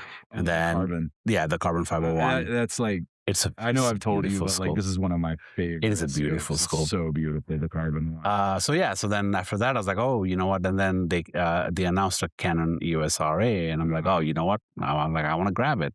So I grabbed that, but shortly after, I got to use it on a few occasions, but shortly after the 2600 came out, I was like, okay, I need that. So I was like, all right, APS-C. I was like, because I don't know if they had full frame cool cameras at that point. Even if they probably weren't anywhere near or affordable at that point anyway, right? So I was like, all right, I got the 2600, and I think that was the best decision I made. Actually, the reason I got that was because I wanted to go mono. Yeah. Right? Because I've been shooting OSC for a couple of years at that point, and I was like, all right, I wanted to go mono is because I really wanted to control my RGBs, right? And I really wanted to kind of each control channel. So I got the mono, and man, I will tell you, going mono, it's a whole another. I'm gonna get there. I know. Honestly, like I said, right? I mean, it's a little more easier now because now you have dual narrowband filters and stuff like that, right? You got lots of options. You have a lot of options. At that time, you didn't really have as many, right? So I mean, you had some I think Optolong made some tri-band filters and stuff like that, right? But I mean, you didn't really have like as many options as you did now, right? So I really wanted to go mono is because, again, I wanted to shoot narrowband more so than anything else, especially from light polluted skies, right? So, it makes a huge difference. It makes such a huge difference. And I was like, as soon as I got mono, I was like, all right, then I was like, I can't go back to color anymore.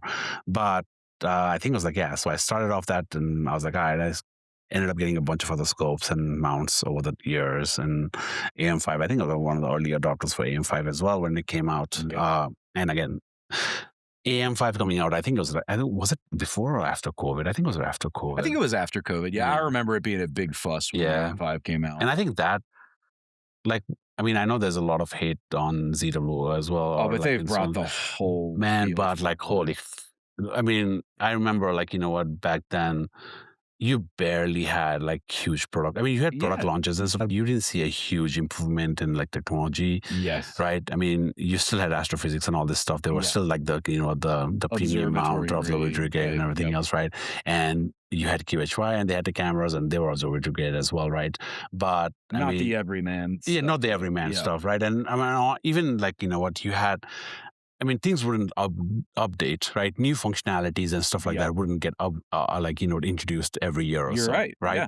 Because you had the small, the white box ASR, and I still have it, and I think I'm actually the white one, the small white one. Actually, I'm planning on framing that, is because that's a piece of that's a piece of history, right? So and but that I think I used it for 2-3 years, and there weren't as many, I would say, technological advances. It was, I mean, they were, but they were slow, right? Yeah. But now you can see, like, hey, you know what? Every year, like, you know what, is a whole lot different as compared to the previous year. Truly. I mean, now you have hardware and software. hardware and software, exactly, right? So there's so much more options. I mean, if you wanted to start off to build like I would say a starter rig, it costs a lot less now than it did like 10 years back. Right? I mean, there really wasn't even such a thing as a starter rig. Yeah, I mean, SkyGuider Pro was your, like, I mean, if you wanted a, I would say like a starter rig, Yeah. you literally had a SkyGuider Pro, Yeah. right? You're like, hey, so you And start off with that is SkyGuider. not a good starter. Oh, yeah. Sorry, it's just not. It's not user. I mean, at that point in time, I like, own yeah. one. Like, it works. Don't I get mean, me yeah, wrong, at that point in time, you didn't have any that was choice, the right? option. Yeah. So it's like, if you wanted a portable one, like SkyGuider Pro was there. Otherwise, you had to lug around those like 50, 60 pound EQ6Rs, HQ5s, and so on, right? Or one of the CE mounts or one of the Celestron mounts. But you didn't really have a portable one. That was it. Yeah. Right. And now I was like, well, if I was starting, I was like, yeah, if I was starting now, I was like, if I was in that, I would get a move over this one, right? It's funny. I was talking with Ben in our Discord a couple weeks ago, and he actually messaged me. He was asking me, like, I'm thinking about getting a new SkyGuider, and I'm choosing between the Shoot Move and the SkyGuider Pro. And he said he was leaning SkyGuider Pro because of the higher capacity. And I want to say it's like 11 pounds for the SkyGuider Pro, I believe. Yeah. And then it's like 8 pounds for the Shoot Move. And I know that sounds like a big difference. However, as somebody who owns both, I have to tell you, the Shoot Move Nomad is hands down, far and away the better choice. And the reason for it is you can set it up so quickly and so easily, especially with the laser polar alignment. And this is something you had touched on earlier, and I wanted to mention this to everyone who's listening.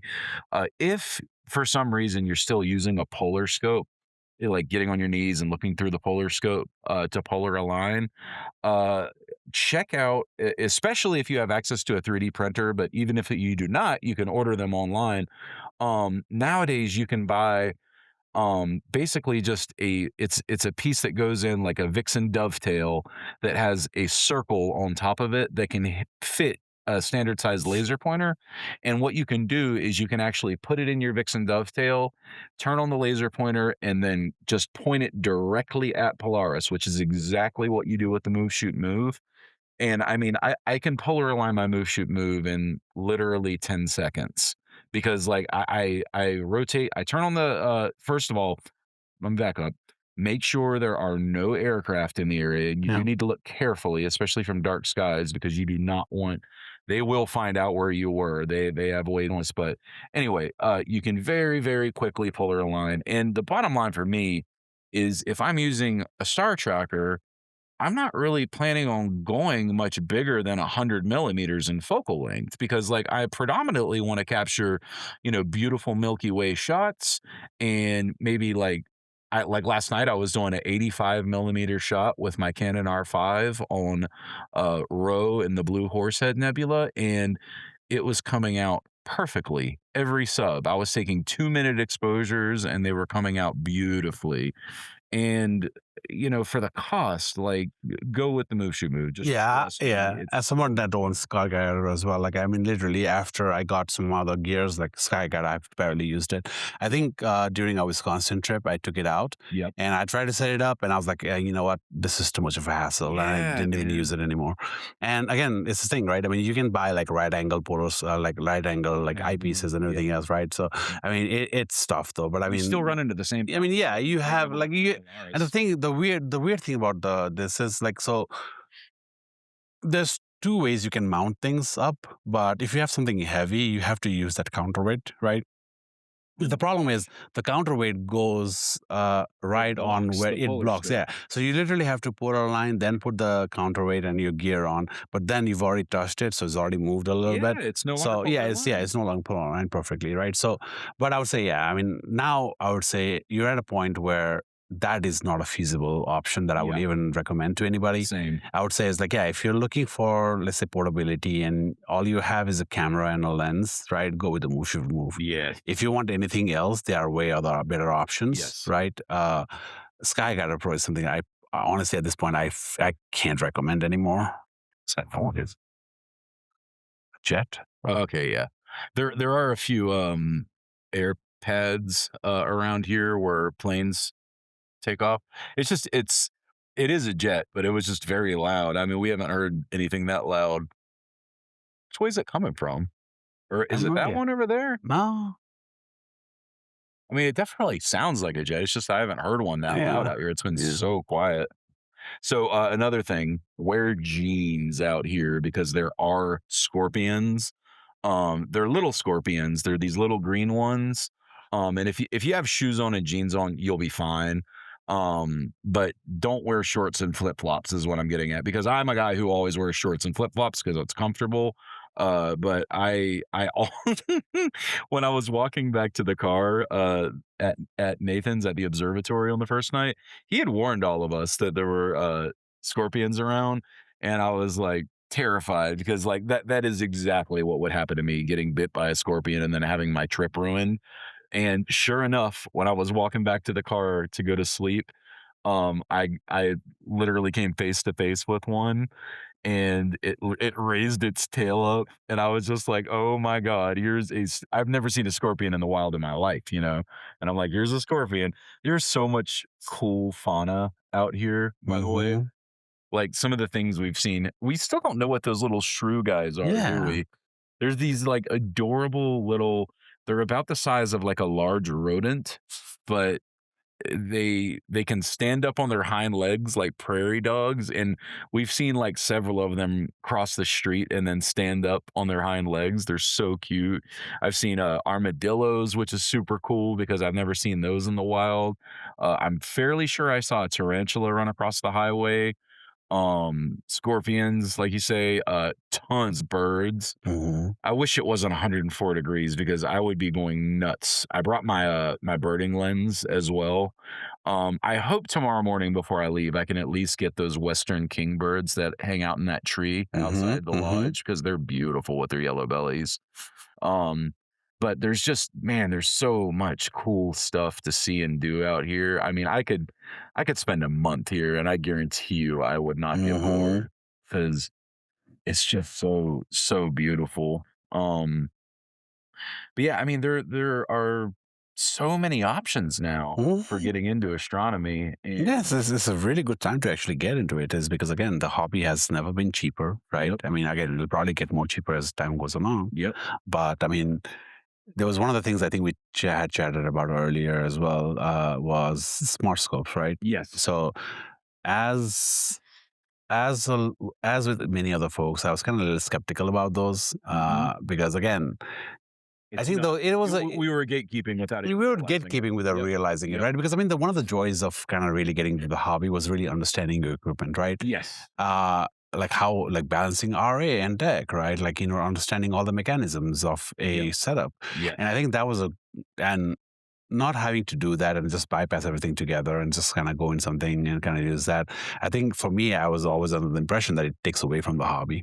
Right. I think that I agree. I was very anti smart scope when they first. And I was like, this is like, I mean, no, you just put it on the ground. You don't have to do anything. You don't have to really understand the night sky, right? Or even like, I mean, one of the better parts of when he started off was like, you know, especially using the Skyguider Pro, was like, well, because it only tracks in RA and not in deck. You have to understand the night sky to understand like where you are trying to point to, right? Because you did a lot of star hopping, and which you also do as a digital astronomer as well, right? But it kind of forced you to learn the night sky. It really does. And star hopping was one of the coolest things. So if you are somebody who's interested in actually learning the night sky, I still recommend turn left at Orion. Go out and buy the big binder version of it and bring it with you every night while you're getting started. You will not be disappointed. So I was kind of like against the idea of smart scopes, but honestly, I mean, again, you have to understand, like when the Smart Scope initially came out, it was expensive as well, right? I remember the dwarfs had it, and they were like $4,000 or something like that. Oh yeah, the dwarf. And, those were expensive as well, right? I think it was Stellar Nest or something like that. They came up with Celestron has. they had their like they were expensive, right? And I think it was like, again, like I said, ZW has been a market leader in a lot of things, and they came out with the Seestar, and I was like, well, why would anybody get a Seestar? You could potentially build a rig for around the same time, like that might work better and everything else. Yeah. But having gotten one myself, and like, you know what, dude, it's very cool. It's very cool. Like, I mean, if nothing else, just for exploring the night sky, right? I mean, you can kind of like explore the night sky on your own, right? How from target to target. I mean, kind of develop this as well. So if people started recommending, say, hey, I have a budget of $500. What do you want? What can I do? Right now, if you don't have anything, right? If you have a let's say a kit and let's say a lens and camera already, then I think you're fine, right? I mean, honestly, you can take short exposures on your tripod, or you can buy like a motif move, and you honestly there's a lot of stuff around the night sky you can have. But if you're starting from scratch, you don't have anything, right? I would say, and you have $500 to spend. Like, I mean, I would say, like, I would highly recommend this one. Now, again, you have to understand that you can't really upgrade it, right? Yes. But honestly, if you put that on a wedge, you can still take it like 2-minute exposures, right? I mean, it's good. I mean, you can save the raw file and, like, you know, go through your normal processing routine and everything else, right?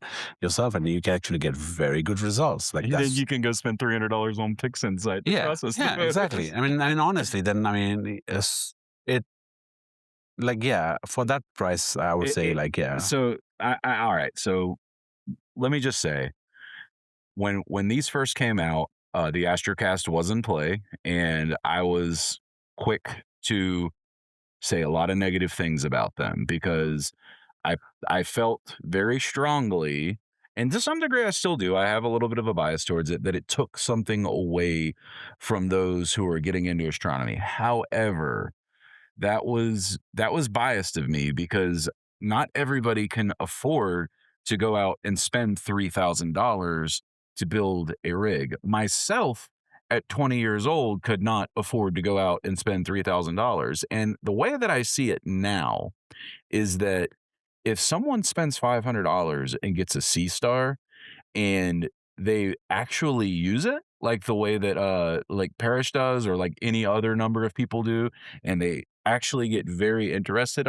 I feel like chances are that person is going to start saving up money so they can build a rig. And it's a great entry point for that reason alone. Because look, if it's not for you, and it's not for everybody, you know, you might find like after a few months that it ends up in the closet and you're like, you know, astronomy is just not really for me. And that's okay. I get it. It's not for everyone.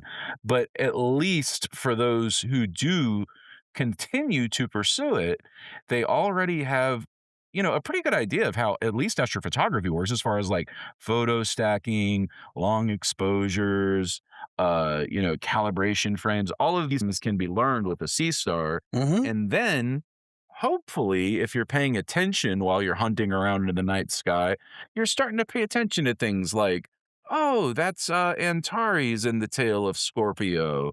I recognize it when I look up at the night sky in the summertime.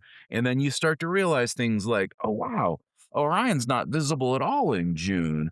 It comes back around, you know, in the fall each year. And you do start learning these things. And within, you know, a season or two of using this, hopefully you have actually started grasping some of the basics of astronomy. Because, like, my big fear was that somebody would just get a Seestar, plop it down, tap on Andromeda, and then go back in the house and get a pretty picture and post it on Instagram.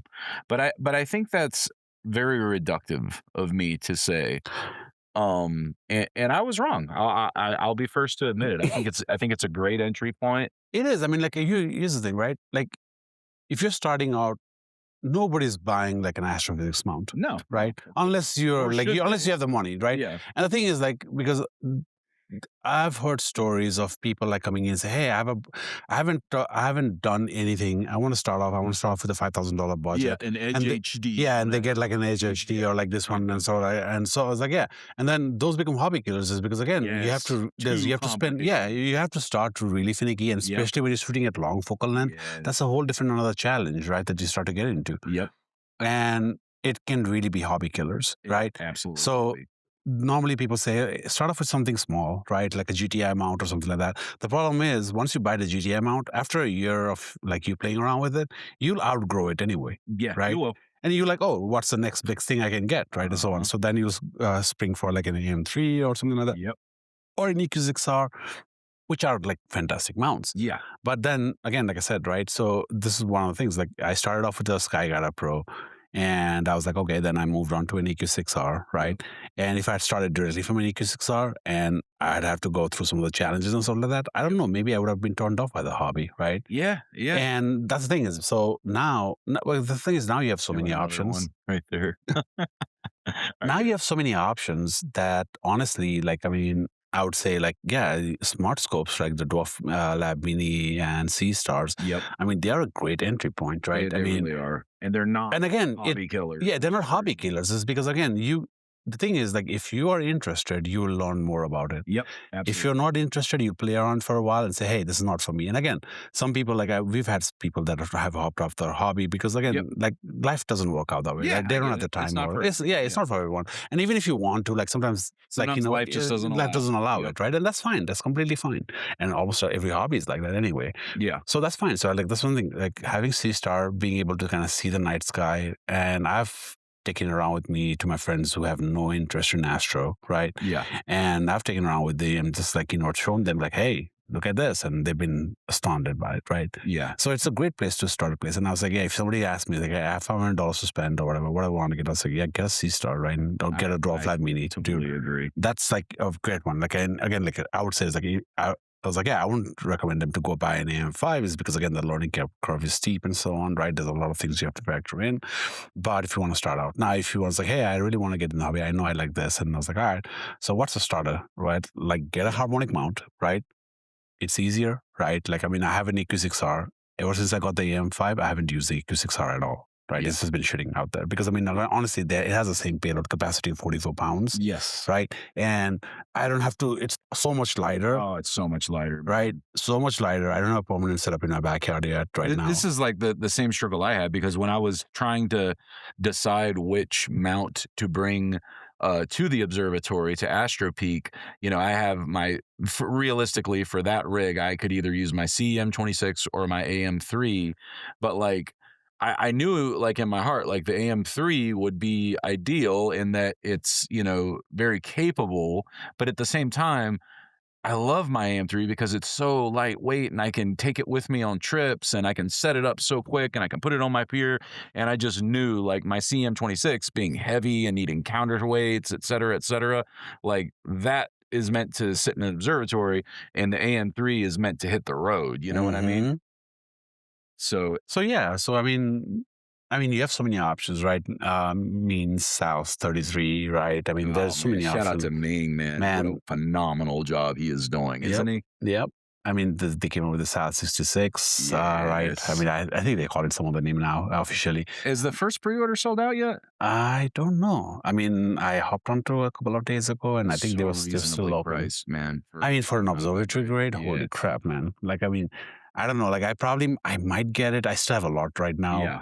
I might get it, but I think I'm more leaning towards getting the Sal 33 with the polar alignment RPA, right? Could you imagine that at a place like this? Man, that's the thing. Like, one of the, I would say, I mean, once you get the hang of it, polar alignment doesn't really take much time. And like, the thing is though, like one thing, I think I've said it before on the show, but like, when you are not at your house and you are out in the field in a situation like this, you are going to run into little issues. And if it's late at night and you've traveled for days, it can get irritating very fast. And tired people are sloppy people. And I am very cognizant of this because when I'm very tired, I make mistakes and everybody does.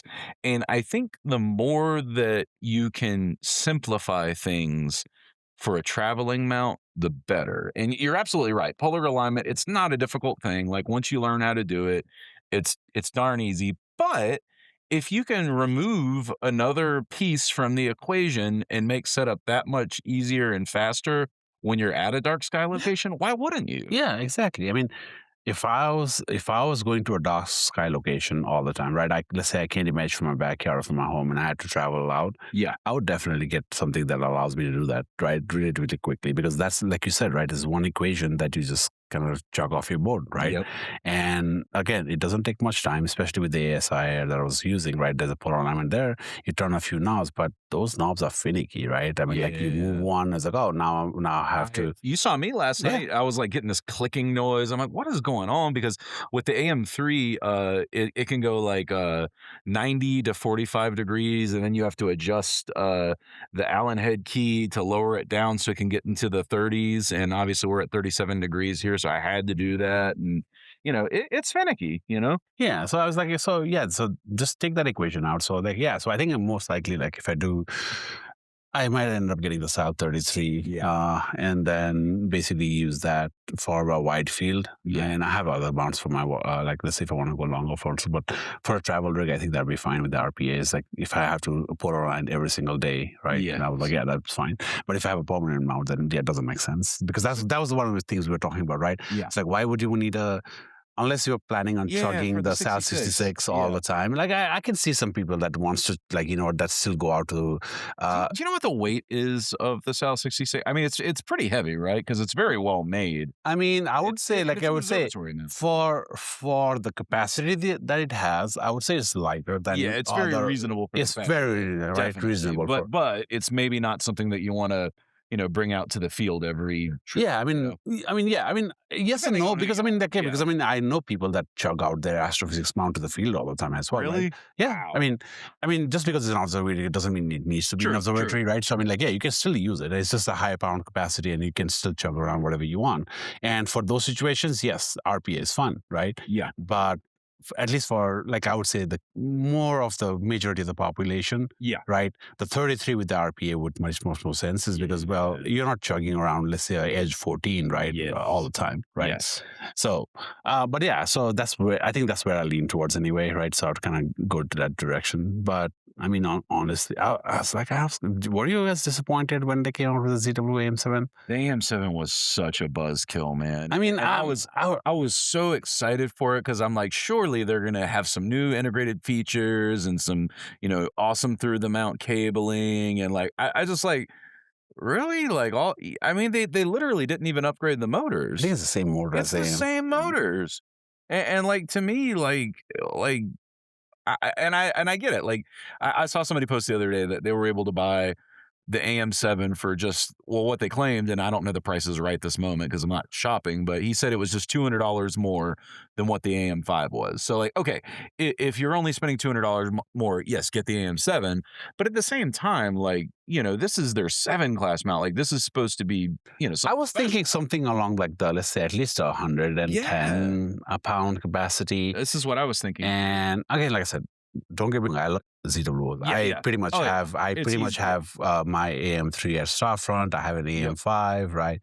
For me, like, most of my gear is ZW. Yeah, exactly, right. All my cameras are ZWs, right? So I was like, most of my telescopes are William Optics ones, because I love the William Optics internal focus design. Those are like amazing. But so like, I love ZW, and again, for portability, you have other options like stellar mate and stuff like that, but the ZW ecosystem, if you're in the ZW ecosystem, it works it just works flawlessly. It's like, right? Apple, it just works flawlessly. So I want something that's especially when I'm out imaging. Yes. Right. I want a no frills, right? I'm not taking a mini PC with me when I'm on the field. No, right? No, I would not. I was like, Nina PC. I have at my home I use mini PCs, of course, right? Of course. And at home at my observatories I use mini PCs, but for portability, I'm leaning towards an ASIR always. And since pretty much all my other gears are ASIR, like, I'm fine. Like, I will say, well, yeah, I'll go with an ASIR. Yeah, that's, and we were talking the other day, when we were taking a trip out here and we recorded that conversation, we were talking about ultimate travel rigs, and I gave this some more thought. And I think what I would like to do for an ultimate travel rig would likely be closer to what Mark's doing. And I've been thinking about that EF 400 millimeter L lens that Canon makes. Mm-hmm. And that combined with a 2600 Duo, so, inbuilt guiding, no guide scope, just It's got the ASI Air, or I'm sorry, not the Duo, the 2600 Air. Mm-hmm. So everything built into the camera, including guiding and ASI Air, screw it on to the EF lens, maybe like a filter wheel or a filter drawer even, keep it simple, right? Because if I'm traveling with it, I'm probably traveling somewhere dark. And like this weekend or this week, I've been shooting on B. And, if your whole kit is one lens with a camera that's, this big, that fits inside of a carry-on, and you could probably fit an AM3 with it, I mean, I don't see why not. So Yeah. I was kind of torn between two. One was to try to get, like, I know that, they have the S30 Pro right now. yes. I was thinking, like, when the S50 Pro comes out, or even a theoretical S70 Pro, Yeah. right? That would be an amazing travel rig as well, just honestly, because again, you don't have to worry about batteries. You can take like a small power bank and kind of charge it, right? So Yeah. theoretic, and if you put it on a small wedge, honestly, you can get 2-minute exposures just Yes. fine, right? So you have the raw files, you can stick everything up, and I mean, honestly, that would make a great travel rig. Yes. Yes, it would. But the other option also I was kind of leaning towards was, well, I want something portable, Yeah. lightweight, and stuff like that. And I think I'm the same as you. Get a f2 400mm lens, right? Yeah. And then theoretically, You get can it. shoot DSO all day. Yeah, and then theoretically get it like a Duo Air, right? Like a Yes. 2600 MC Duo Air. Yep. And then you don't have to worry about too many, I would say, you don't have to worry about too many like wires and everything else, Yeah, right? Because yeah. the Air, I mean, it's got the guide camera, the main camera, as well as the controller, right? All Absolutely. built into it. So theoretically, you're simplifying the process as much as you can. You hook it up to your this one.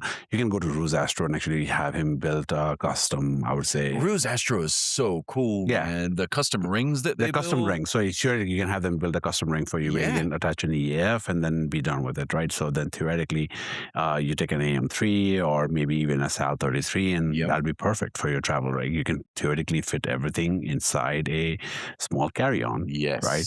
Absolutely. So it's either that or so. I'm kind of debating between this. Yeah. So well, you've got the RA, so like you I have the RA as well. Yeah, and I Yeah. mean, honestly, like I said, I honestly, I have an RA, I have a lens. I mean, all I would need is the mount, Yeah. right? And honestly, in that scenario, I might just get a move, shoot, move, right? Yeah. It's because if I'm going to dark sky, I'm not taking DSOs, honestly. Yeah. Right. Agreed. I mean, because I already have my setup. Setup in the remote observatories, so like I don't really need to hunt DSOs. Is because I can just because take you them can spend weeks imaging. exactly, months imaging right. So like, the especially observatory. on most trips, I have like a day or two. Yeah. And most of the DSO targets I shoot are like 40, 60, 70, 100 hours plus. Yep. So I'm not shooting something. We're all trying to be Justin. We're all trying to be Justin. I think we're saying that as well, right? So I think honestly, like Justin inspired me so much is Yeah, he because did. prior to Justin, I think the longest integration time I had was maybe like 23, 24 hours. Mine was 12 hours. Right. man. And I mean, I'm not to say like, you know what, you can get a good picture at Oh, like you 10 plus can, you hours. can, but- right? But once you start taking, I would say more, Yes. like integration, you put more integration times, some of the fainter stuff that you never noticed before starts to pop out. It does. And processing it is a lot more because you're not working as much against the noise and the signal dude, as you there's are before. Some of these images, like even the ones that you have shown me so far, just they don't have noise. Yeah, I like mean- after you don't. I mean, really, you don't even have to. run noise I was like, exterminator. literally, so here's what I was trying out, right? Is because I love the idea of going back and reprocessing because it allows me to kind of figure out how much I've grown in the last year since Yep. I did this, right? So I do have targets that I've shot a lot early on that I'll go back and reprocess every year because it allows me to see how much I've grown. So I'll say, here's my reprocess of, let's say, the Andromeda Galaxy that I took in 2022 and I'll reprocess in 2023. Yes. And again, I don't share those. I just keep it for myself. Yeah, of course. Right. But So I you're- can see my growth, right? And the day I think I don't see a growth is where I'm like, well, I'm stagnating, right? Yeah, I'll it's probably time to do it's time to find do something Right. else, right? But oftentimes, like I always see, like, well, I've tried new techniques, tried new processes, and Always there's something always to something try, new, isn't there? right? And Pix inside is so large that we're not even using all of these Yeah. capacities, right? So Or anything. it allows me to kind of like see my Take growth stock. as well, right? Take Yeah. stock of my growth as well, and the thing I've noticed is like, so I had a picture of Orion that I had taken, right? Like, let's say, I think it was like 2022 Okay. when I got the house. And that was the first picture I took was of the Orion with my 2600 MC, right? And, sorry, 2600 mm, right? So I took about like, I think I shot Orion for about like maybe 4 or 5 hours or so, right? And then this time around, I actually took the picture from actually I shot the same image, but I think I put in like 40-50 hours so far, right? And there was a lot of fainter stuff that I could see, all that faint diffuse gas, right? I honestly didn't even have to run noise so like before I used to run noise exterminator at like like 0.9 or something, like a very high value, part of your process, and it was a very high value that I used to use as well. Now I'm running it like 0.2, 0.3, 0.4, right? Like very low, right? And I mean, processing it's so much easier. It's because it's so much easier when you start to use GSS to try to bring out some of the faint velocity. Generalized hyperbolic stretch. If you don't know how it works yet, learn. There are lots of great tutorials on YouTube, and it will make a huge difference in the quality. Yeah, I don't think I can go back to. I can't. Yeah, it's like once you really get familiar with GSS, like I mean, it's very difficult to get back into any other stretching methodology. I mean, now not to say there are some other stretching methodologies that can work just as well, but right? GHS is where with this person, like if you want fine controls, like fine minute control, it's so like this part exactly. Yes, and especially when you start to combine them with color masks and stuff like that, right? And like, dude, that once I started exploring that in PixInsight and then inverting that, it's a whole amazing what you can do. And it's like, some of the fainter velocity is such a pain to kind of bring out, like especially with GSS, like dude, it makes it easy. It's so much easier. It really does. And switching gears for a moment. This is just something I was thinking about.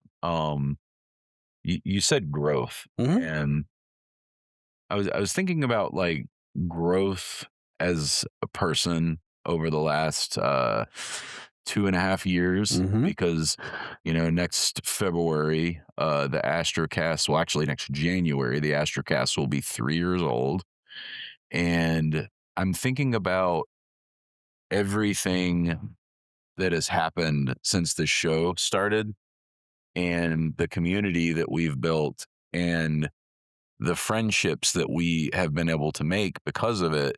And like, first of all, thank you, Parish, for being such a great friend that I would have never met if not for being interested in astronomy. And you said something to me the other day. You said, once you get older, it's a lot harder to meet friends. And this is something that really hits home for me because, I only have 3 friends, I would say, outside of my wife, outside of astronomy, that is. I'm talking like old friends that I've known forever, lots of acquaintances, but not like somebody that I would call at 2:00 in the morning, if I needed something, if there was a situation I needed them to be there. There's only a handful of people that I can call on. And in recent years, unfortunately, I've lost the majority of them as good friends for reasons I won't get into, but they've gone their own ways, and I get it. Life happens, and we all have to follow our own paths. But the most amazing thing about the Astrocast has been the people that I have been able to meet because of it. Our community, like I said, I know everybody says this of their own community, right? That they are amazing. Like our community is just simply amazing. It truly is. Like literally this week, while me and Parish are here, 2 of our other members, Ben and Mark, are in France at a dark sky trip. Like we somehow simultaneously planned community events on complete opposite sides of the world from each other. And not only that, but like Mark and Tim rather recorded audio out there, which I'm going to play during this episode, of them and their experience. And like, it just, every few weeks it gets better and better. And like, man, like you're like a brother to me now. Yeah, and like, I didn't even know you 2 years ago. Yeah, exactly. And so here's the thing, right? Like you said, right? when you start to get older, it's difficult to kind of come across people that you instantly click with. Most of your best, like closest friends would be like friends you made in school, high school, college, and stuff like that, right? And after that, it's like, once you get to work, like, well, most of the time you're at work, so you don't have as many opportunities to kind of meet new people and stuff like that. So the problem that we start to see was I felt alone in a sense is because like although I have amazing friends, right? Don't get me wrong, I have friends from my childhood, and we are thankfully we all live in the same area, so we hang out all the time. The problem is you don't have as much time to do. Like I said, we have all different interests, right? They're not into Astro, so like if there's a clear night, moonless night, I want to go out, and because we all work, right? And we have so limited free times. I feel bad when like I have had times where my friends will say, hey, I'll go with a trip with you. But I feel bad is because like they could be using that time to do their own interest rather than spending their interest, right? And so it's very difficult to find like-minded individuals, right? So, and I think that was always a struggle is like, my friends will listen to me and they'll like, but again, there's only so much. Like, I mean, we can't talk Astro for hours. No, it was like, such a solo endeavor. Yeah, exactly, right? They'll say, they'll listen to me for like about 5-10 minutes and they'll be like, okay, let's change this topic and blah, blah, and so on, right? But I was like, I'm still dying to kind of chat about Astro. And because you have so much feeling and emotion, right? And like you want to talk to somebody about it. And so as soon as I saw your podcast, I had reached out and it's like, oh, you know what? Here's somebody who has something similar. And honestly, within the last couple of years, we've been so close to each other. And we've gone on multiple trips, right? And it's like, now it's like, well, I can call Rho up. It's like, hey, did you hear the news about this? And we chat about this, and you finally have somebody in your corner that has a similar interest to you. And now we're like, at this point, we're like, hey, we need to go to Utah to draw our scopes, and let's do it together, right? I was like, now I don't feel bad anymore about like, I don't feel lonely anymore in a sense, right? It's because now I finally have this amazing group of community people that I can go back in, and we're chatting in Discord all the time, right? There's always someone. It's always somebody's name there. They're all over the world. So and now that's the thing, right? I was like, now I have amazing friends that I have amazing people that I can call my true friends now in UK, right? In all different parts of the world, right? Belgium. Yeah, exactly. And so we have so many folks that they're all over the place, and so much interesting is now it kind of opened up the world, right? And it's I don't know, I'm so thankful to our community. I'm so thankful to you, man. I'm so thankful to you to actually enable like getting us together, right, and to actually build this community. And I'm so thankful to all the folks that are under our community. And I'm envision a day where all of us get together and have to sit down and like just be able to catch up. And I think that's going to be the most epic time that we will have. So it's going to be incredible, and I feel like with these trips that we're taking, even though they're smaller and maybe we're not having the hugest groups, like, last August we had, 5 or 6 of us together, but like we're laying that foundation, and every month the group gets a little bit bigger, and like sometimes someone will join and they won't talk too much, but every once in a while you get someone like John who joins and like he brings like a whole new vision into the group, or Dr. Schweizer, Ben, Tim, like Chris, like all of these people that are members of the family, they all add something. They all have something to say. They all come from different parts of life. They all have different religions, different political beliefs, and we all can bond under the same thing. Our love for our stars, right? And that's one of the biggest thing is when we chat, there's like, that's all we're focused on, right? We don't care about people's religion. We don't care about particular beliefs. It's like, hey, everybody's welcome. Everybody's welcome. We're all sharing that one love, is the love for the stars and love for the night skies, right? And I think that's just so magical, honestly. And like I said, and it's been fun to actually see people like, who've never had done this before took the leap, right? Like I talked about Kelly as well, right? And like to see her grow from, she's incredible. Oh my God, to see her grow from like when she started out to where she's now. Where do I plug this in? She's doing. Yeah, exactly. And she's like, I mean, I can see the impressive work. Man. She's putting out really impressive work. And the funny thing is like, I've been doing this for a while, but I still find like, times where I still find, there's so many things that I learn, even from like, somebody who is just starting out. Right. Because when we started out, like there was a lot of learning along the way. And again, they said, right, there's no one right answer. This is basically like, it has 100 different branches. Absolutely. And you can approach it in any different things.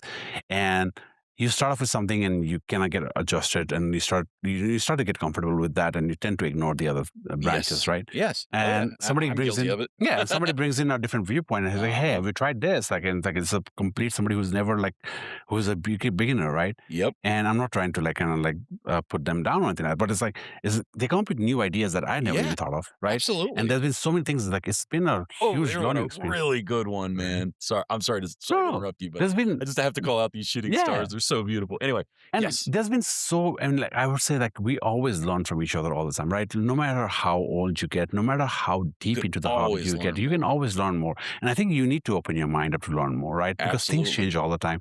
There's way too many different perspectives, and I think that's like I don't think that we are like Ron, where we can claim that we finished Astrophotography. Oh, shout out to Ron, the only person to complete the Encyclopedia Astrotopia, or Astronomica, I should say. He's read it all. He's done it all. Starts with Andromeda and ends with Zebulon and the Zodiac. He has done it from A to Z. Ron, shout out to you, my friend. I was like, yeah, can you imagine? Like, I was like, yeah, I was like, well, if you ask me, it's like, well, okay, are you even done with astrology? Like, Yeah, dude, have you I even would be in my done- deathbed now, like, not Oh, even gotten man. a percentage of what the next guy can. And like, so life is short, and something that I have come to appreciate after I've gotten over the age of 40 is that time goes fast. It goes Mhm. so fast. And when you're a kid, man, like just summertime out of school seems like an eternity. You say, oh man, 100 days without, SpaghettiOs and daytime television. And it does. It seems like an eternity because at that point, that is a large portion of your life. But now that I've gotten a little bit older and I realize, like, I'm not going to be here forever, like, to have something that connects me on such a deeper level, a spiritual level, is so important to me, and being able to share that with people that appreciate it Yeah. just as much as I do is incredible. And the thing is, like, I shoot a lot of wide field stuff, but like if I want to, planetary's right there, Yeah, there's, I the mean, sun yeah. is right there. Like there's so many different directions. We you can go. barely scratched the surface of what we can theoretically do Truly. with the hobby, is because, again, like you said, right, you can go and start to track exoplanet transits, right? Oh man. There's so many different things, and that's the beauty of the hobby, right? There's so many different things you can do with the gear you already have, right? Yep. I mean, for some, you might need additional stuff and components, but like it's a never. I feel like no matter how far we get or how much you get, there's always something new to discover. course. Always new something new to do, and that's what I love it. Like I haven't done planetary in a long time, right? I used to view planets when I was doing visual, but I've never shot planetary, and I think I kind of want to get into it right now. Yeah. And I was like, I've seen you getting the itch. yeah, I was trying to get into it, is because like it'll be nice to kind of just shoot like capture like Saturn, because Saturn was what got me in, like really interested anyway, right? Dude, so when I was 13 years old, actually I was 14. My buddy, he had just gotten his license. The guy who lives down the street from me, my oldest friend in the world, Chris, who would have been with us here. Sadly, his father had to have surgery, and it ended up working out because me and Parish got to ride together. But shout out to you, Chris. Obviously, my oldest friend in the world. But he brought over his Sears refractor telescope, and we set it up in the driveway, and he found Saturn and he put the eyepiece in, got everything lined up, and then he let me peer through that eyepiece, and here I am, little 14-year-old Roo who knows nothing about space, and I look through and I see those rings of Saturn, man, and it was awe-inspiring, truly. It takes your breath away. Like, I mean, being able to see Saturn through a telescope I hope is a feeling that everybody gets to see in their lifetime. Yes. Is because it's just breathtaking. Seeing the rings. Oh, it's so special. Dude, Seeing it's- those rings, yeah. man. It's one of the most visually distinct. It I really would is. say, yeah. It's incredible, and it's just out there. And I have so much respect for people who set up in grocery store parking lots. Oh yeah. And they say, "Come see Jupiter, come see Yeah. Saturn." Like people like that are. And this is one of the things about our like hobby is there is I mean, I don't know. I don't know if I'd consider it a niche hobby anymore. It's just because, like, you know, what the explosions had in the last couple of since years, right? COVID. But I would say it's still niche in a sense, right? Yeah. But I would say, like, it's the community in general. I'm not just talking about like an Astrocast community. It's the community in general. Is because people are so welcoming. People are so Totally. happy. I mean, everybody here has a similar interest, right? When it comes to, like, you know what, observing the night sky and more. And I would say all, if not all, right? Most of them, like 99% of people are so welcoming. Dude, I have yet to have a conversation with any fellow astronomer that I have met that was not pleasant. Exactly. I mean, you go to any forums, you go to Cloudy Nights, you ask a question, there's 100 people lined up to help you, right? It's such an awesome And there's community. people like, I mean, you have some people like that say, hey, you know what, if you're having some issues, I'll hop onto a quick call with you and I'll show you. And right? and it's like nowhere, I don't know, maybe Who other else hobbies. would do Yeah, that? exactly. If your PC was broken, would a stranger say, hop on with me and I'll show you how to reinsert your RAM sticks? That's not going to happen. I'm sorry, it's just not. Not just that, right? Imagine, even from a business standpoint, right? You've had this light over there. I'm wondering what the light is. You see the light? Oh, never mind. If I turned it off, I don't know what it's doing. Did you see like a flash? Yeah, there was like a flashlight over there on the ground somewhere. Wait, what? Yeah, come here. Hold on. You see that light a little bit there? Oh. Yeah, there was like. Oh, wait. I think it's a car. Is it a car? Oh, because of the. You scared the crap out of me. I was like, I scared the crap out of myself. I was like, what the hell? I was like, are we in a cabin of the woods kind of situation right now? To be fair, we haven't seen a car in over an hour. So the thing was like, okay, so it's this kind of situation, right? People are so easy to hop on, right? And even from business stuff, right? I was talking to Nate about this. And again, Nate's opening something that Starfront is doing as well. Yes. Right. And he had asked me, it's like, I was like, well, in a sense, they are competitors, right? In a sense, because they have similar, like, it's a similar point of entry, right? It's a similar business model, right? But the problem is, like, he had mentioned, like, yeah, he had talked to like folks at Starfront at NEF, and they were very welcoming, right? They were very welcoming. They had kind of talked, like, you know, and even from folks around, like, I mean, literally the what do you call it, the Utah remote, it's like literally like 2 miles down the road. It's 2 and miles down the road. they've been very welcoming, right? So that's the joy of the hobby, is because, like, I've yet to meet somebody that, like, he was in this hobby, that, like, he wasn't doing it purely out of the love of the hobby.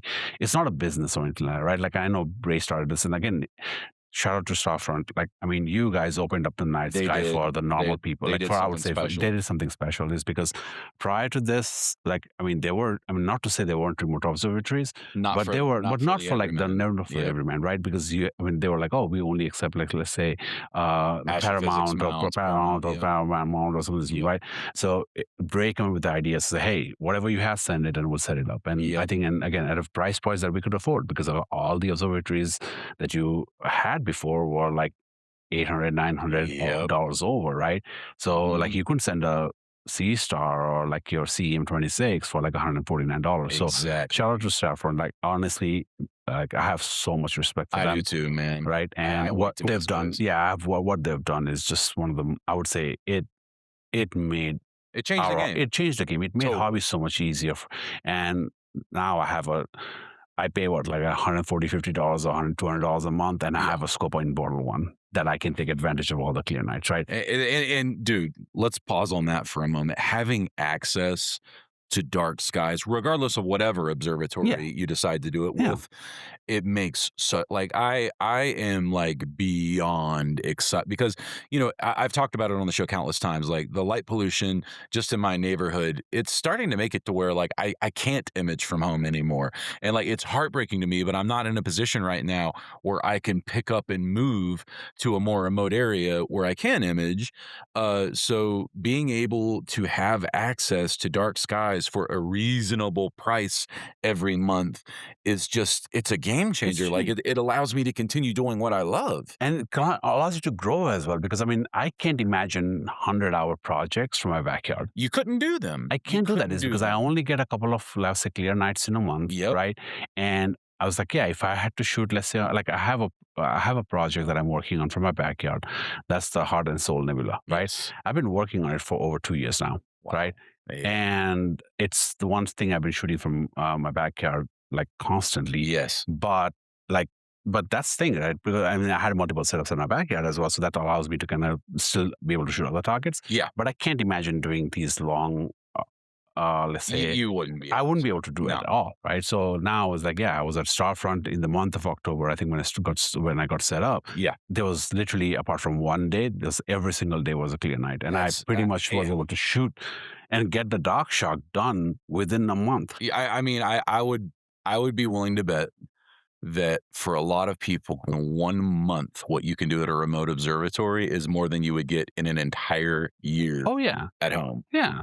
And so that's one of the beauty of it, right? So that's one of the things that's like, I mean, everybody in this hobby has been so like, like they're so welcoming. They're always ready to help.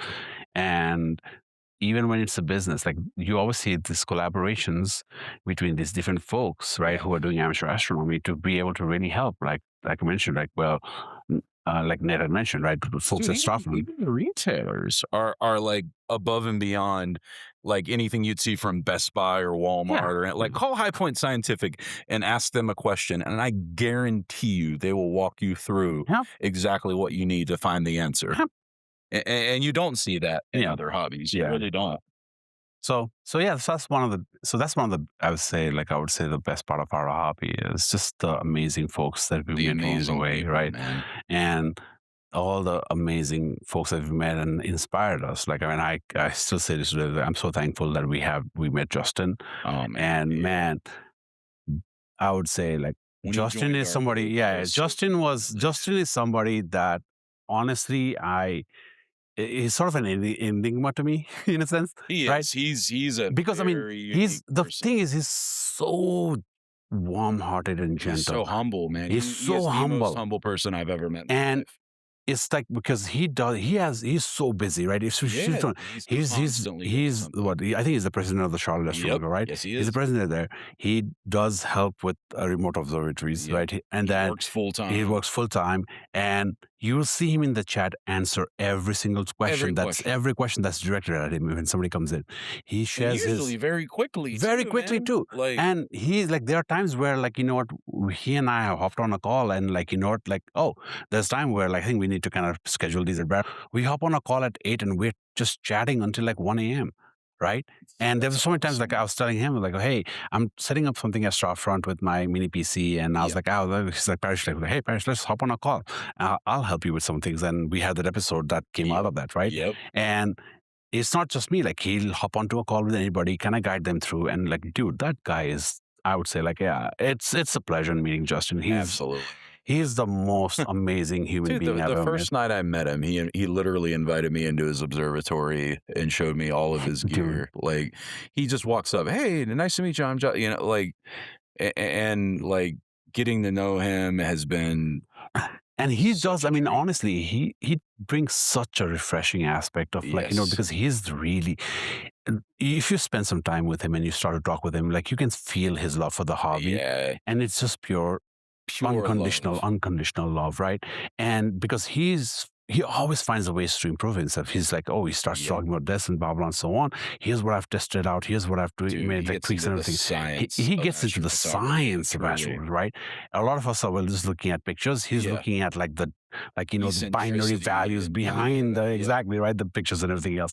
And that's like, man, so it's like it inspires you. It inspires you because like it's like really wants you to kind of step up your game as well. Yeah. Like before Justin, like I was satisfied with like a 10-hour picture. Same. And now I can't be. You can't be because I was like, I've seen what is possible, right? What is possible. And I've seen what is possible. I've seen this one, and I would say there are times where I still take a 10-hour shot, and that's fine, right? But I was like, if I have that now with me having access to remote observatories, I can now really start to gather data, right? Like now I have like probably like 6 or 7 targets that have close to about 60 hours of data, but I'm still waiting on it, right? It'll probably be multi-year projects, and that it is because I'm actually happy, looking forward to that. I honestly want to get to a point, like I know Justin has so many, I would say, targets that he's already completed that he's still yet to process. I want to get to a point where I was like, all right, I have already so many targets down my list that I need to process, and I have like the whole Messier catalog, right? Yeah. Like just get through it. Well, look, man, it's about 12:30. Yeah, I think we should be backing up as well. We came, we saw, we conquered. This has been without a doubt, the best astronomy trip that I've ever taken. Parish, thank you so much for Thank joining you. me on this trip, man. Uh, couldn't have done this without you. Truly, it took both of us. to I'm make this literally happen. saying I can't do this without you because of my back. If you I weren't couldn't here, have done it without you. I would have been falling asleep on the road. So, like, the thing is when you're with a good friend and you have great conversation, time flies by. So 3 days on the road feels like 3 hours. It really does.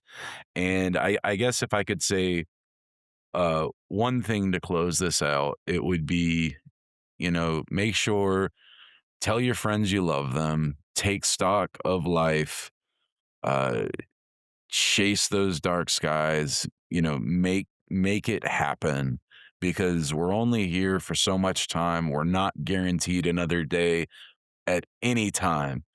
Live every day like it could be your last, because it very well could be. For so many people it is, and they won't get a chance to see the intricate marbling that I'm just gawking over in the Milky Way under Bortle 1 skies in the middle of nowhere. And finally, I want to thank you, dear listener, because without you, I would not be here right now. I want to thank the entire Patreon community, all 50 of us paid members standing strong. The Astrocast continues to grow each and every day.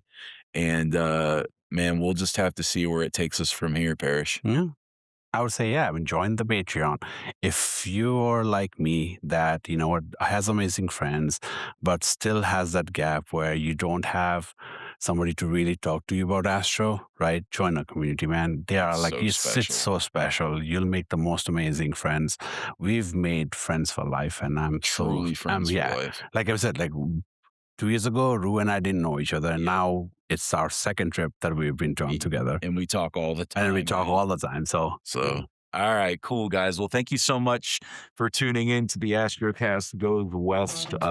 We'll be back soon. And as always, Wednesday evening, Clear skies. the feed goes live.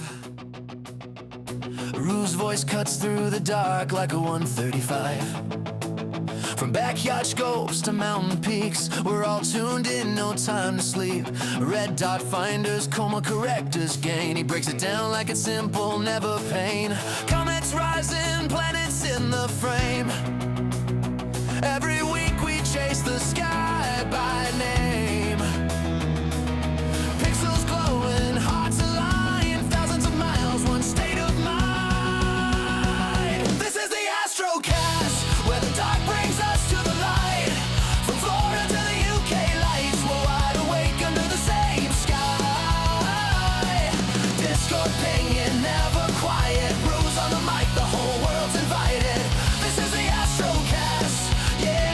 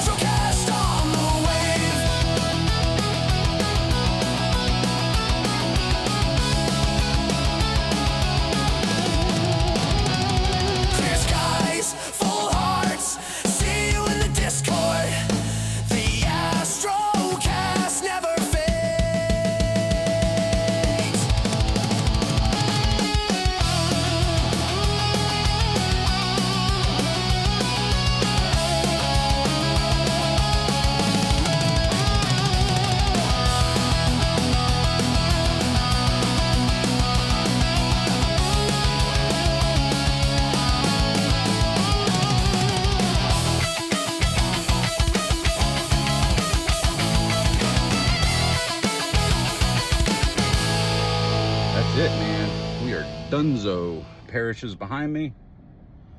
Just dropped him off and on to St. Louis. Summoned minion of Czarina Signet, level 50. Created in part by Framer. We've all been there. You have a brilliant idea for a new landing page, but it immediately turns into a nightmare of endless tickets, developer handoffs, and delays. That's why you should check out Framer. It's a pro website platform trusted by massive brands like Miro and Perplexity because it lets you ship stunning, production-ready sites faster than ever. You get to design on a gorgeous visual canvas with responsive layouts, hosting, and a powerful CMS already built right in.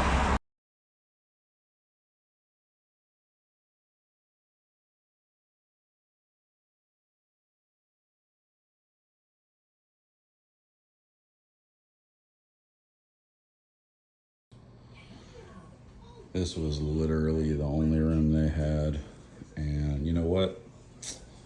I don't even feel bad about it after all the driving I did today. Me and Parish been roughing it in whatever hotels right off the freeway. Here's the minivan. And actually, you know, in my defense, I went on Google and it said this place was $99 a night, but there's some kind of event going on and it was pricier than normal, and all they had left was the top floor king room. So that's what we got tonight, and gonna eat some dinner, and then it's off to sleep. Clear skies.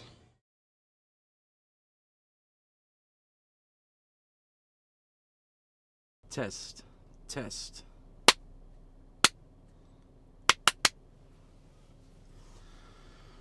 All right, let's see here.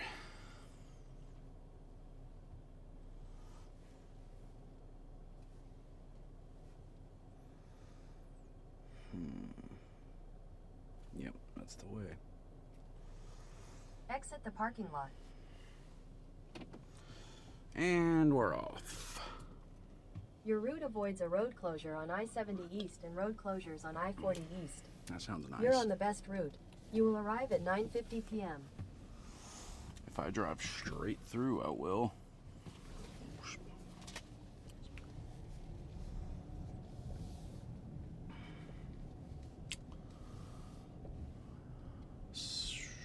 Somewhere in Mexico. Exit the parking lot toward Janus Avenue.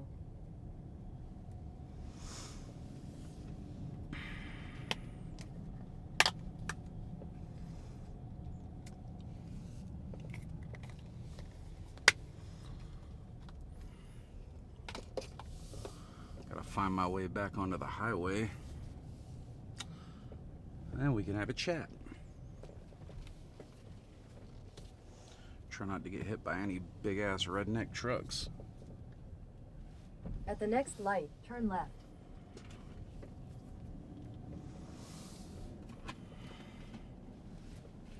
Put this in here so it'll stay cold. At the light, turn left onto US 54 East. I like cold Then drinks. you'll take the ramp to I-70 East.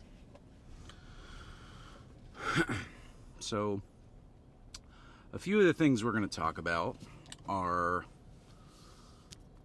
must-have accessories for a road trip like this. So I think one thing I've definitely learned are the difference between necessities and creature comforts. Some of the stuff that I didn't think would be that important ended up being absolutely crucial. Hang on a sec, I gotta get over. Take the ramp to I-70 East, then merge onto I-70 East. Also, if you're coming from Charlotte and heading out west, you will get to know I-70 very, very well. I know I certainly have. All right, so the area that we stayed in, Ticaboo, Utah, is very remote. And when I say very remote, I mean 100 hours from any other civilization other than tiny little mountain towns that would be fine for like a, 3-night vacation stay, but wouldn't have like a Home Depot or a Walmart necessarily. Even from the observatory, which is also under Bortle 1 skies, I overheard Nathan saying that it's basically a 2-hour drive to the nearest hardware store, Home Depot or Lowe's, and that's a long haul. So I tell you all this because, hang on, let me get up to speed. There we go. I tell you all of this because you want to make sure, absolutely certain, that you bring everything that you need with you and don't leave anything behind. Because if you get to the observatory and you realize, darn, I forgot my tripod, or, you know, darn, I forgot my USB Type B 3.0 cable to connect my mount, you're going to have trouble. You know, that's not to say that they might not have an extra laying around, but they can't have an extra for everyone, right? So when you're going, what I would recommend doing is, you know, obviously you're going to be testing your rig in the weeks leading up to your trip. And the best advice I could give for how to actually pack your rig down would be to break it down as it sits as a fully working astrophotography telescope. So in other words, as you take off the guide scope, put the guide scope directly into whatever you're packing it in, and then follow that up with the cable for the guide scope. That way, when you go to reset it up, you know that you already have everything you need, because the last time you imaged with it, if that makes sense. So another good idea would be to make sure that you have a backup of every cable. So whenever I left Nathan's observatory, I made sure to leave a small plastic tote that I wrote my name on that has basically an extra cable for any cable that could go bad. So lots of Type C cables, lots of Type A cables, a few Type B cables, and of course DC power cables, because those can go bad as well. Also left an extra Ethernet cable because I needed 2 Ethernet cables for my setup. Two because one goes to the switch, or from the switch to the mini PC, and the other one goes directly to the Comet, which is the KVM, or KVM keyboard virtual mouse. I can never remember what it stands for, but it basically emulates a keyboard and mouse for you directly to the PC. So that thing is great too, by the way, the GL.iNet Comet. Anyone who is setting up a remote PC, you want to have a Comet, because it just makes life so much easier if something goes wrong. So like basically what it does is it takes the video signal directly from your PC and streams it back and gives you USB input in the form of a keyboard and mouse, or a USB drive. You can actually make a virtual USB drive using the Comet. And basically what that does for you is, if Windows were to completely crash on you, if you don't have a Comet, you're just kind of out of luck, right? You're going to have to either have them ship the PC back to you so you can reinstall Windows and everything, or send them out a new PC. I don't think it would be reasonable to ask the guys at the remote observatory to reinstall Windows for you. That would be a bit much. But with the Comet, you have that option 100%. Also, if you wanted to, dual boot, like let's say that I want to try running K-Stars, a Linux variant, I could absolutely use the virtual flash drive option in the Comet, and then restart my computer to boot to said virtual flash drive, and then I could, run K-Stars for a few nights and see if I like it. There's just a lot more flexibility and peace of mind that you get when you have a device like that. Now, as far as the trip itself, so outside of specifically the remote observatory stuff. So, well, let me back up for a sec. You got two options. You can hand deliver your rig, or you can ship your rig. Now, I know a lot of places, like our partner High Point Scientific, will actually ship kind of ready-made systems for you directly to a remote observatory. If you give them a call and speak with them, they can, you know, put everything together that you would need and ship it out. If I were going the shipping route and assuming that I had the money to build a new rig, this is 100% what I would do, just because it takes the onus of dealing with shipping off of your shoulders. One of the things that I've heard too many nightmare stories about from astrophotographers is equipment being damaged during shipping. Once you get your telescope out of the, you know, original packaging that it shipped in, I'm sorry, but you're not getting that thing back to a more secure state than it was before. So if you can keep it in that original shipping container until it arrives to its final resting place, you're going to be in much better shape, because, you know, if you ship it assembled, things can get bent or broke, and, you know, God knows there's never enough cushioning, so something could break. Just all kinds of stuff could go wrong. You're really kind of setting yourself up for failure if you go that route. I'll also link to High Point Scientific if any of you guys are interested. I just want to tell you, like, the Astrocast makes most of its money from affiliate links. So anytime that you guys make a purchase for anything astrophotography related, if you could use one of our links to go to your sites. And I am working on getting some more affiliates set up, because I realize the 4 main ones that we have right now don't cover everyone in every country, and I really would like to change that moving forward.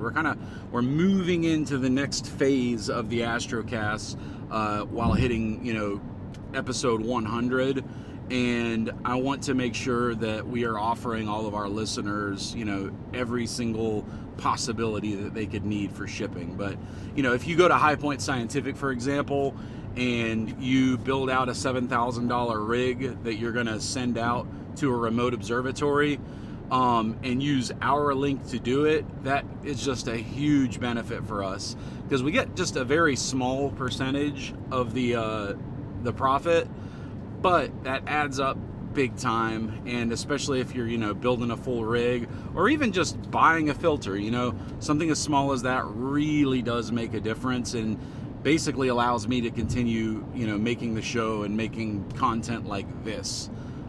If the show wasn't as successful as it has been in the last year, because of you guys, there's no way that me and Parish could have done this trip. There's just no way. So, all right, so let me tell you about some of the necessities versus creature comforts if you decide to go the I'm going to deliver it myself route. I will tell you, if you're going to Astro Peak specifically, there are a few places you could fly in. Obviously, flying in brings its own risks. I have flown with a full rig before. When we did First Light last year in August, I flew from Charlotte to Green Bay, Wisconsin, and I had a layover in, I think it was in Philly, if I remember correctly.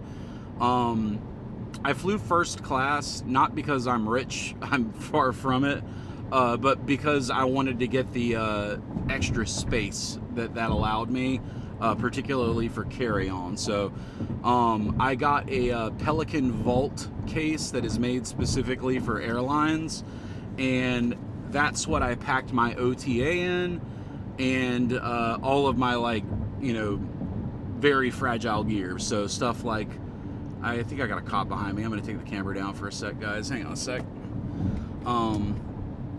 That's what I packed my OTA down in, and sorry, I'm a little nervous now. Let's continue this conversation in just a minute. Oh yeah, he's running my plates. He is running my plates. Yep, it's a cop. All right, he's going around me, so I guess he decided I'm not a risk. Anytime you're, let me tell you guys something else real quick on a more serious note and not so fun and lighthearted. Do not travel with drugs on a trip like this, because you know, in your home state, like something like marijuana might be perfectly legal.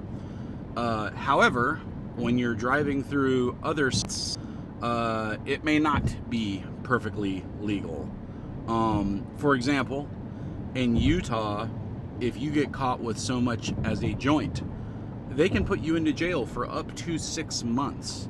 Now, is that going to happen to the average person? Probably not. However, there is a very real chance that you're at least going to jail. And do you really want to have to come all the way back to Utah for a joint? It's not worth it. It's just not worth it. So leave your goodies at home. You know, I take a CBD gummies for stress relief and to help me sleep at night, and they're not allowed there, so I didn't bother. They do sell some that are qualified by the Farm Bill in Utah, but they are not like the fun ones, if you will, that you can get in some other states. So like in Charlotte. That's just from what I read. If you live in Utah and I'm wrong, let me know in the comments. But I'm pretty sure you can get banged up in Utah really easily for something as simple as, you know, a little bit of pot. The country is changing. You know, we are finally starting to see the light on things like that. But not everywhere, man. It's still going to be a while before, you know, you can drive across all 48 of the continental states and not have to worry about getting banged up. Also, while we're on that topic, do not drive intoxicated. Let me say that again. Do not drive intoxicated. And I mean any type of intoxication. I know plenty of people who would take a gummy, like a 5 milligram gummy, and be perfectly fine to drive, generally speaking. Don't do that, guys. Just don't do it. It's not worth the risk. You're putting other lives at risk as well as your own. It's just not a cool thing to do. And I say this as someone who, you know, very much says if you're not hurting anyone, do anything that you like with your own body. But that could potentially hurt someone. Not only that, but when you're driving through the Rocky Mountains, those grades are serious. Like, you will be going down 9% grades for miles at a time. Particularly when we were coming back, I noticed going down the Rocky Mountains was like insane. There was one section where we had to drive, I believe it was 45 miles with 6 to 9% grades pretty much the entire time. If you don't know how to drive on mountain roads, I would highly recommend that you look into it, because what you don't want to do is just put it in cruise control at 65 miles an hour and go down the mountain like that. That is a recipe for disaster. The reason being, your brakes will overheat and you can experience what's called brake fade, where your brake pedal gets squishy and then ultimately can just stop working, which is very, very dangerous, obviously. Now, it's more common with big trucks like semis, but it can absolutely happen with a regular passenger vehicle. Make sure that you get your brakes checked before you go on a trip like this. I would recommend an oil change, obviously, because you're gonna put more miles if you're coming from the East Coast all the way to Utah and back. You're gonna put more miles than 3,000 on it. So if the average oil change is, you know, between 3,000 and 5,000 miles, just go ahead and get yourself an oil change before you leave, because it's just gonna make life easier for you if you don't have to worry about that while you're on the road. But driving in the mountains, though, you want to make sure that you pay attention to where the really steep grades are. And from what I've read, and please let me know in the comments if you guys think this is wrong, but for the really steep grades, it's not a bad idea to put your car in low gear and then let engine braking do a lot of the work for you. So like, for example, when we were in Utah, near Ticaboo, we would, you know, drive 15, 20, 30 miles away from the hotel just to ensure that there was no light around us. By the way, mission accomplished. But they also have sections of that road that takes you through Ticaboo that have very steep, you know, 8% grades. And when you're on these, put it in low gear. So like when you're approaching the grade at the, you know, top of the hill, what you want to do is switch your gear to low gear and then start at a, you know, reasonable speed. So like if the speed limit is 65 miles per hour going down these mountains, I would start at about 50 or 55. And then what the idea is that the engine's going to rev up much higher than it normally would, but that's going to cause you to slow down, which is what you want. Here, speaking of going up grades, there's a bunch of trucks, and so let me get over. The right lane, by the way, on like a 3-lane highway is always going to be the climbing lane. The semi trucks are going to be going much slower up these very steep grades. Just get over, let them do their thing. Also, if you're approaching a semi truck from behind, you might run into... There are police reported ahead. Let me slow my ass down. You might run into a situation where you got to slam on your brakes, and you don't want to do that, trust me, because these semis are going a lot slower than they might look. So be very cognizant of that. And give me a sec, because there's police up here.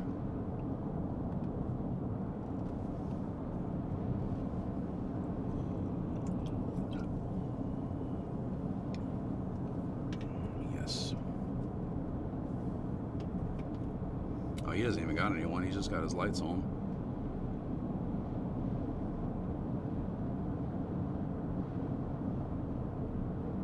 Oh, he turned his lights off. Wonder if he's gonna come.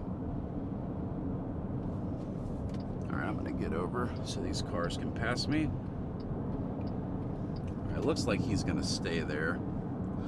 All right, be aware of police too. Have Google Maps up so that way you can get notifications. I don't speed. When I'm out of state, I just don't speed. And when I say don't speed, I mean I don't go 1 mile per hour over the speed limit. It's not worth it. You know, is a police officer likely to pull you over for going 70 and a 65? Maybe, maybe not.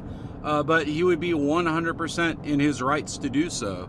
And you know, when you're going through some of these really small towns, with maybe not as much tax revenue as what a big city would have, you know, a lot of their money comes from tourism in the form of speeding tickets. And, you know, we could debate whether that's right or wrong, but nonetheless, I'm just here to tell you that me personally, I don't speed.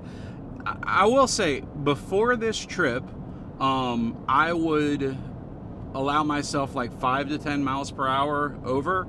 But after talking with Parish and hearing about the situation where he got pulled over for doing 1 mile per hour over the speed limit, I kid you not, I took his advice and I decided to just go the speed limit, you know? And are some people going to get pissy about it on the highway? Yeah, that's fine. Just get over and let them pass. You got to let go of your ego when you're on a 2,000 mile road trip one way. You cannot allow road rage to get under your skin, or you're gonna have a very bad time. So when somebody gets up on your butt, just move over to the right lane and let them go.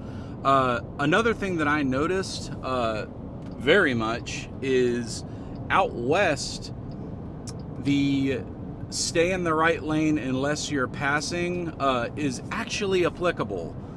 So like when you're driving through Colorado and Utah and Kansas, people don't just stay in the left lane. and drive. Like, you know, in Charlotte, that's all you see. Both lanes on 485. People are, you know, using both of them and passing each other on both sides. And I gotta tell you, after experiencing that kind of driving, man, I wish we had it back home, because it's so much safer and more efficient if you only use the left lane for passing.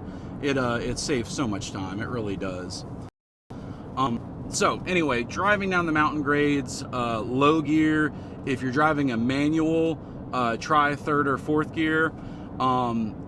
Your car is going to sound like it's screaming on the RPMs, but as long as you're not redlining it, you should be perfectly fine. Like my van, for example, was pretty regularly getting to 4,500 and 5,000 RPMs. It's better for your engine to get a little hot than for your brakes to get very hot. Modern engines can absolutely handle, you know, 4,500 to 5,000 RPMs for, you know, a couple minutes at a time. It's not going to hurt your engine. Just make sure that, you know, everything is in good shape before you leave. Make sure you got coolant, make sure your oil's changed, make sure your tires are in good shape, and make sure your brakes are in good shape. I cannot stress that enough.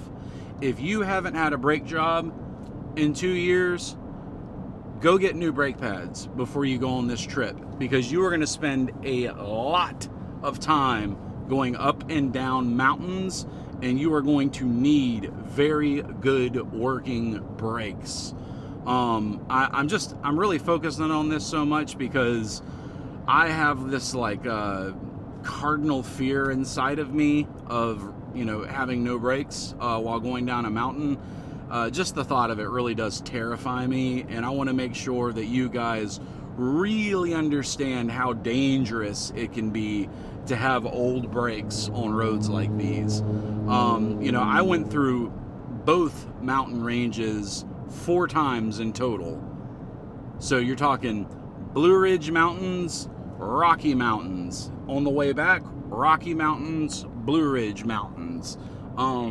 You know, I'm on main roads, obviously, when I'm making these long travels, but when we're in Utah, you know, you're on some back roads going 70 miles per hour down 7, 8, 9% grades. And man, that's scary, especially in the middle of the night. So definitely pay attention to what you're doing.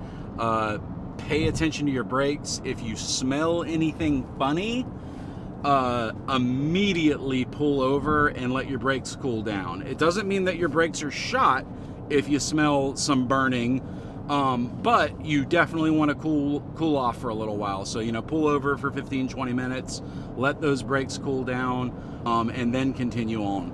Also, when you're braking on these mountains, make sure that you're doing it quickly. You only want to get on those brakes for a couple of seconds. What you don't want to do is apply, you know, light pressure and then ride the brake all the way down the mountain, because that's going to cause it to overheat.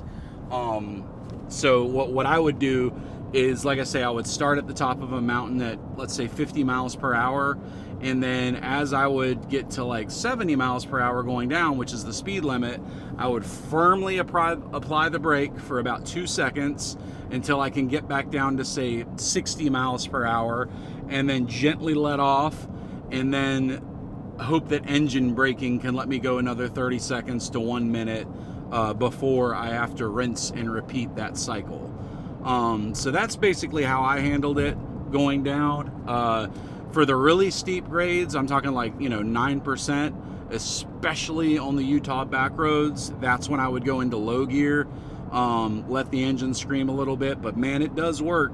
I was on some grades and I was able to maintain 55 miles per hour on a really steep grade without even touching my brake, which is pretty awesome. So read up on that, watch some trucker videos, find out how to get your vehicle into low gear.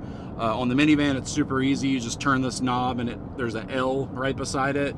Most vehicles will say, you know, D for drive, L for low gear. If you're in a manual, you can go to, you know, 3rd or 4th gear, depending on, you know, if you got a 5-speed or 6-speed or what have you. I'm trying to think if there's any others that you would use. If you have paddle shifters, you can use those to get into a lower gear for a period of time. So definitely pay attention to that. Now, let's talk about a necessity, particularly in Utah. One of the things that I noted before leaving Charlotte a couple weeks before was I pulled up a cellular tower map for both myself and Parish's provider. So I've got AT&T and he has T-Mobile. Both providers have zero service for large patches of the Utah area. That was nerve-wracking to me because I didn't want to be in a situation where my wife was trying to get in touch with me in the middle of the night and wasn't able to because I was in an area with no service. For example, when I was imaging, there's no cell service there at all. So obviously, you know, you're driving to a very remote area to image.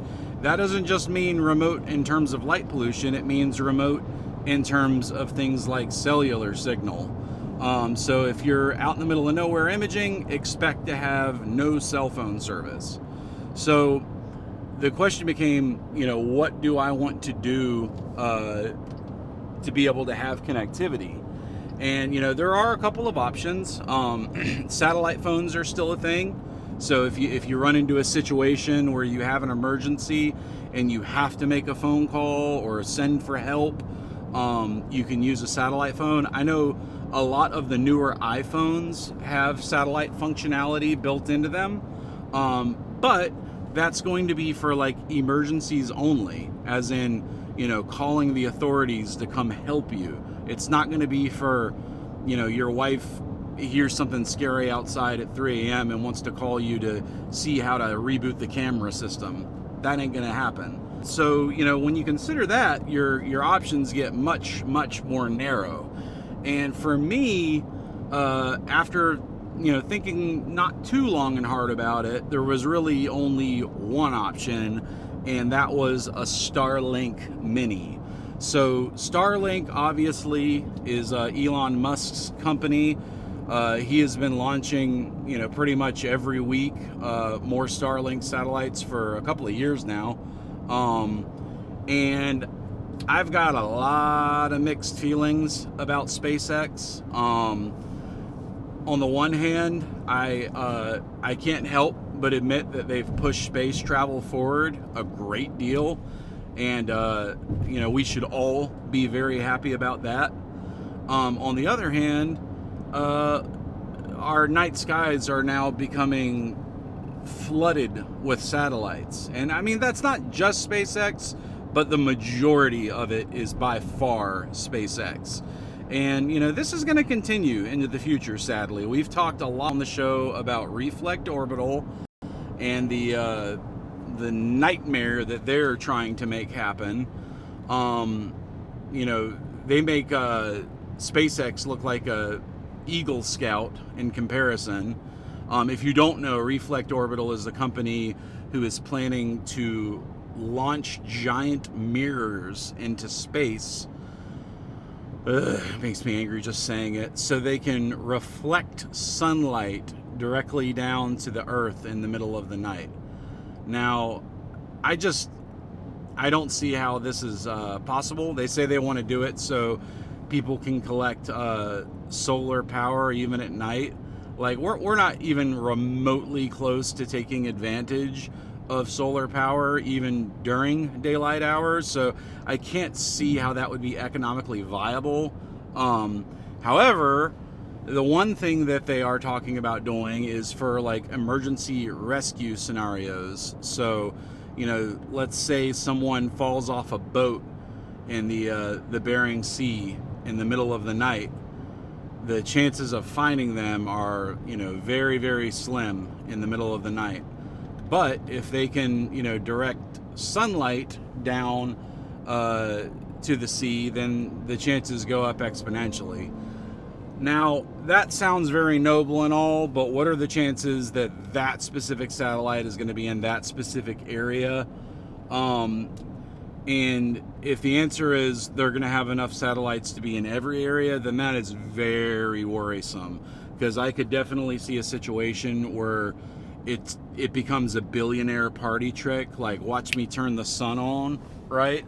I could absolutely see that happening, particularly in our capitalist society that we live in, and that greatly worries me. So that's all I'm going to say about that. Write your local congressman, tell them to stop Reflect Orbital from ruining our night skies. We already have to drive 2,000 miles to get to a dark sky. Could you imagine if you did that and then you were flooded with daylight the whole time you were there because some rich person decided that they wanted to turn the sun on at their party? It makes me sick just thinking about it. Anyway, Starlink. The Starlink Mini is an awesome device. I can say that with 100% certainty after using it for the last 10 days or so. It works great, and it's very flexible too. So I was worried that we would have to be completely stationary and then set the satellite up in an area where it was usable. Those worries were unfounded. We got a really long windshield on the minivan. We were able to just place the Starlink on the dashboard, and it was able to connect to multiple satellites that way. So, man, that was cool. So, $200 for the Starlink Mini if you order it directly through Starlink's website. However, it does take several weeks to ship if you go that route. So if you want to get, the sometimes discounted version that they sell on their website, make sure that you do it well in advance of your trip. I'm talking, months in advance, because what you don't want to do is I'm leaving in 4 weeks and then order it with a 3-week shipping window, because if it's late, you're going to be screwed. I was in the latter category, so I had to find a retailer that would sell me one. Luckily, there are a lot more retailers these days that are stocking Starlinks, so I was able to drive to a Home Depot that's about an hour away from my house and get a Starlink. I did run into an issue, however, because when I went to go activate the Starlink, it said that it was already tied to another account. I tried opening up a ticket with SpaceX to get them to reassign it to me, but it didn't work. It's essentially like a stolen cell phone at that point. You got to return it and get a new one if you want to have any hope of having a working device. So if you run into that situation, I don't think it's likely that you will. I think it was some jerk used the Starlink Mini for a month or however long, and then said, I don't want to pay for this, and returned it.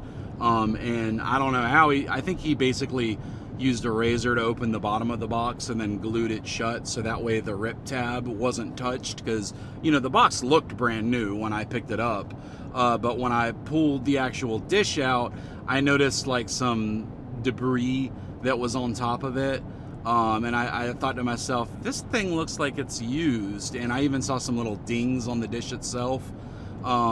Luckily, they had 2 in stock total.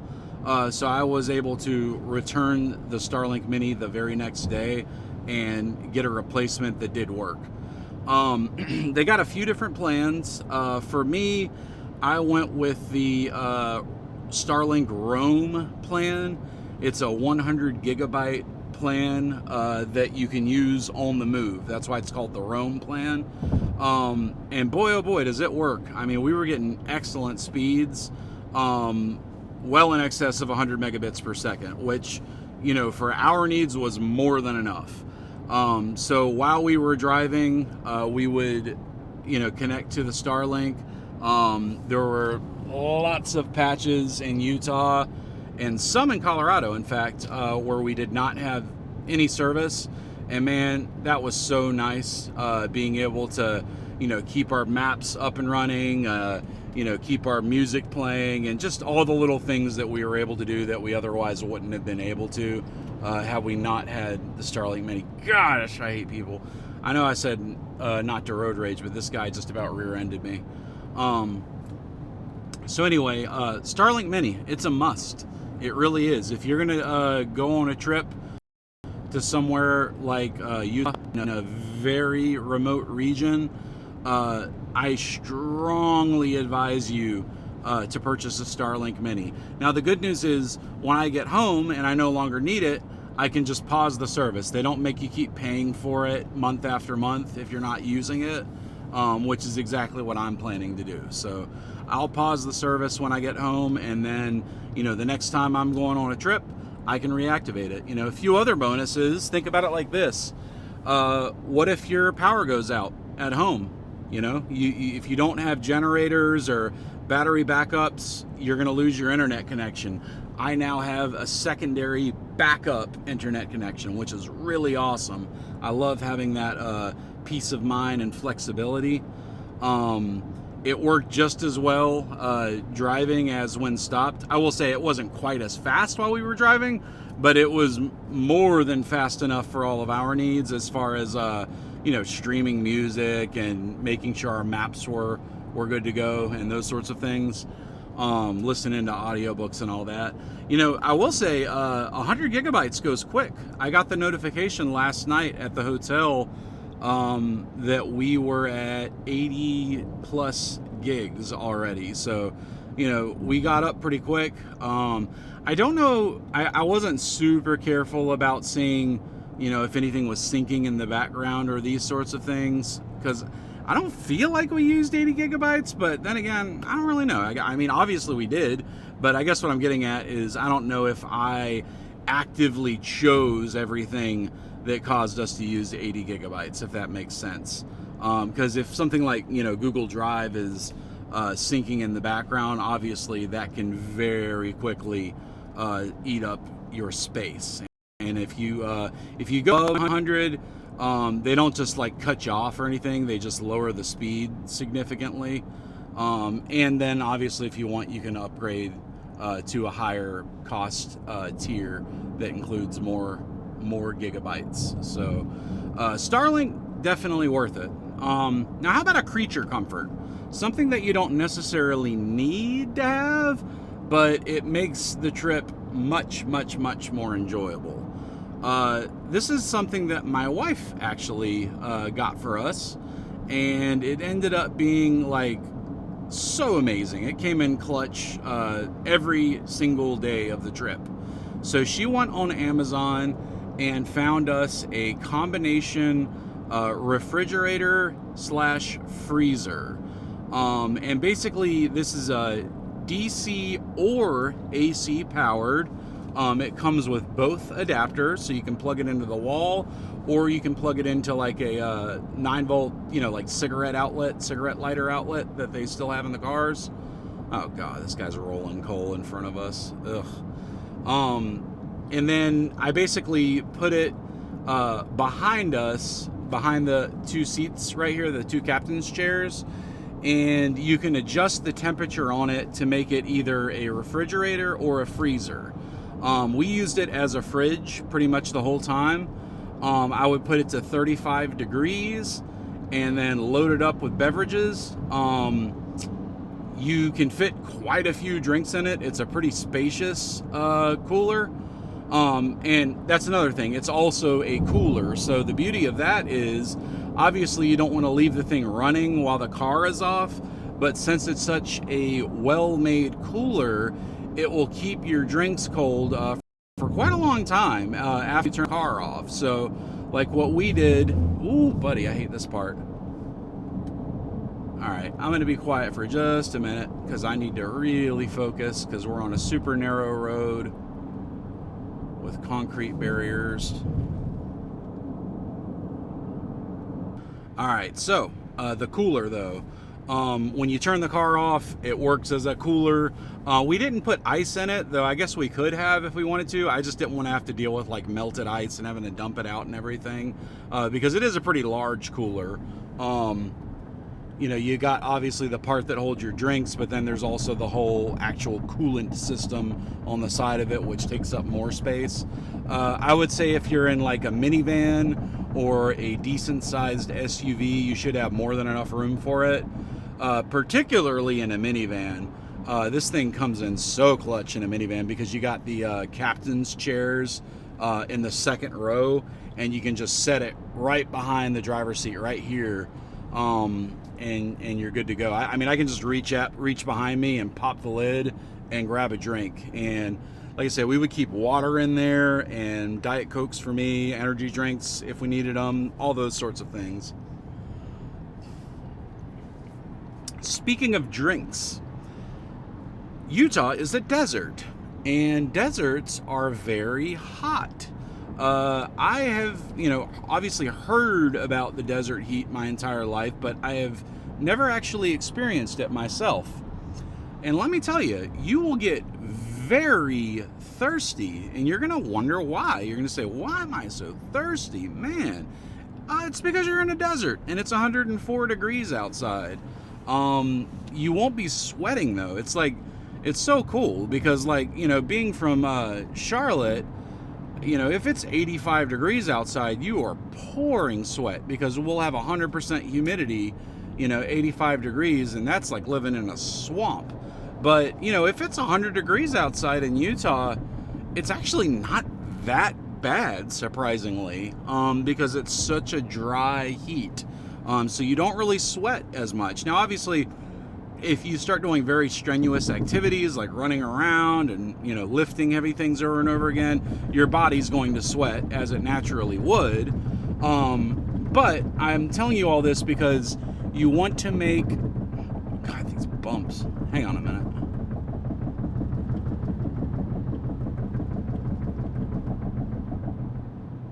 Jeez. Narrow lanes is right. Man, Missouri is by far the worst state to drive through. Like, by far. These roads are just garbage, and it's just construction everywhere. Construction. I had to drive this at night when I was so tired. On day one of this trip, I drove for 15 hours straight. And this was like almost the last part of the trip. And it was just nerve-wracking. Not fun to drive for this long in Missouri. It's just it seems like every road is so narrow, and there's just all this construction. You'll be going through like a 2-lane highway, like you're on one lane, you got another car beside you, and then the road will narrow on both sides, and you'll have concrete barriers up. So it's just like you have nowhere to go. Like until you get through this section, you're stuck. And that's not a cool feeling, man. Also, pay attention to your speed, because when you're going through these construction sites, it'll drop from 70 miles per hour to 55 miles per hour really quick. And if you're not paying attention, you will get a ticket. So, There are police reported speak of the ahead. devil. I'm going to slow down to 55. Again, the guy behind me might get pissed, and he might want to zoom past me. I don't care. Let him. He can get a ticket out here in Missouri and drive all the way back. It ain't going to be me. I can see the police right there.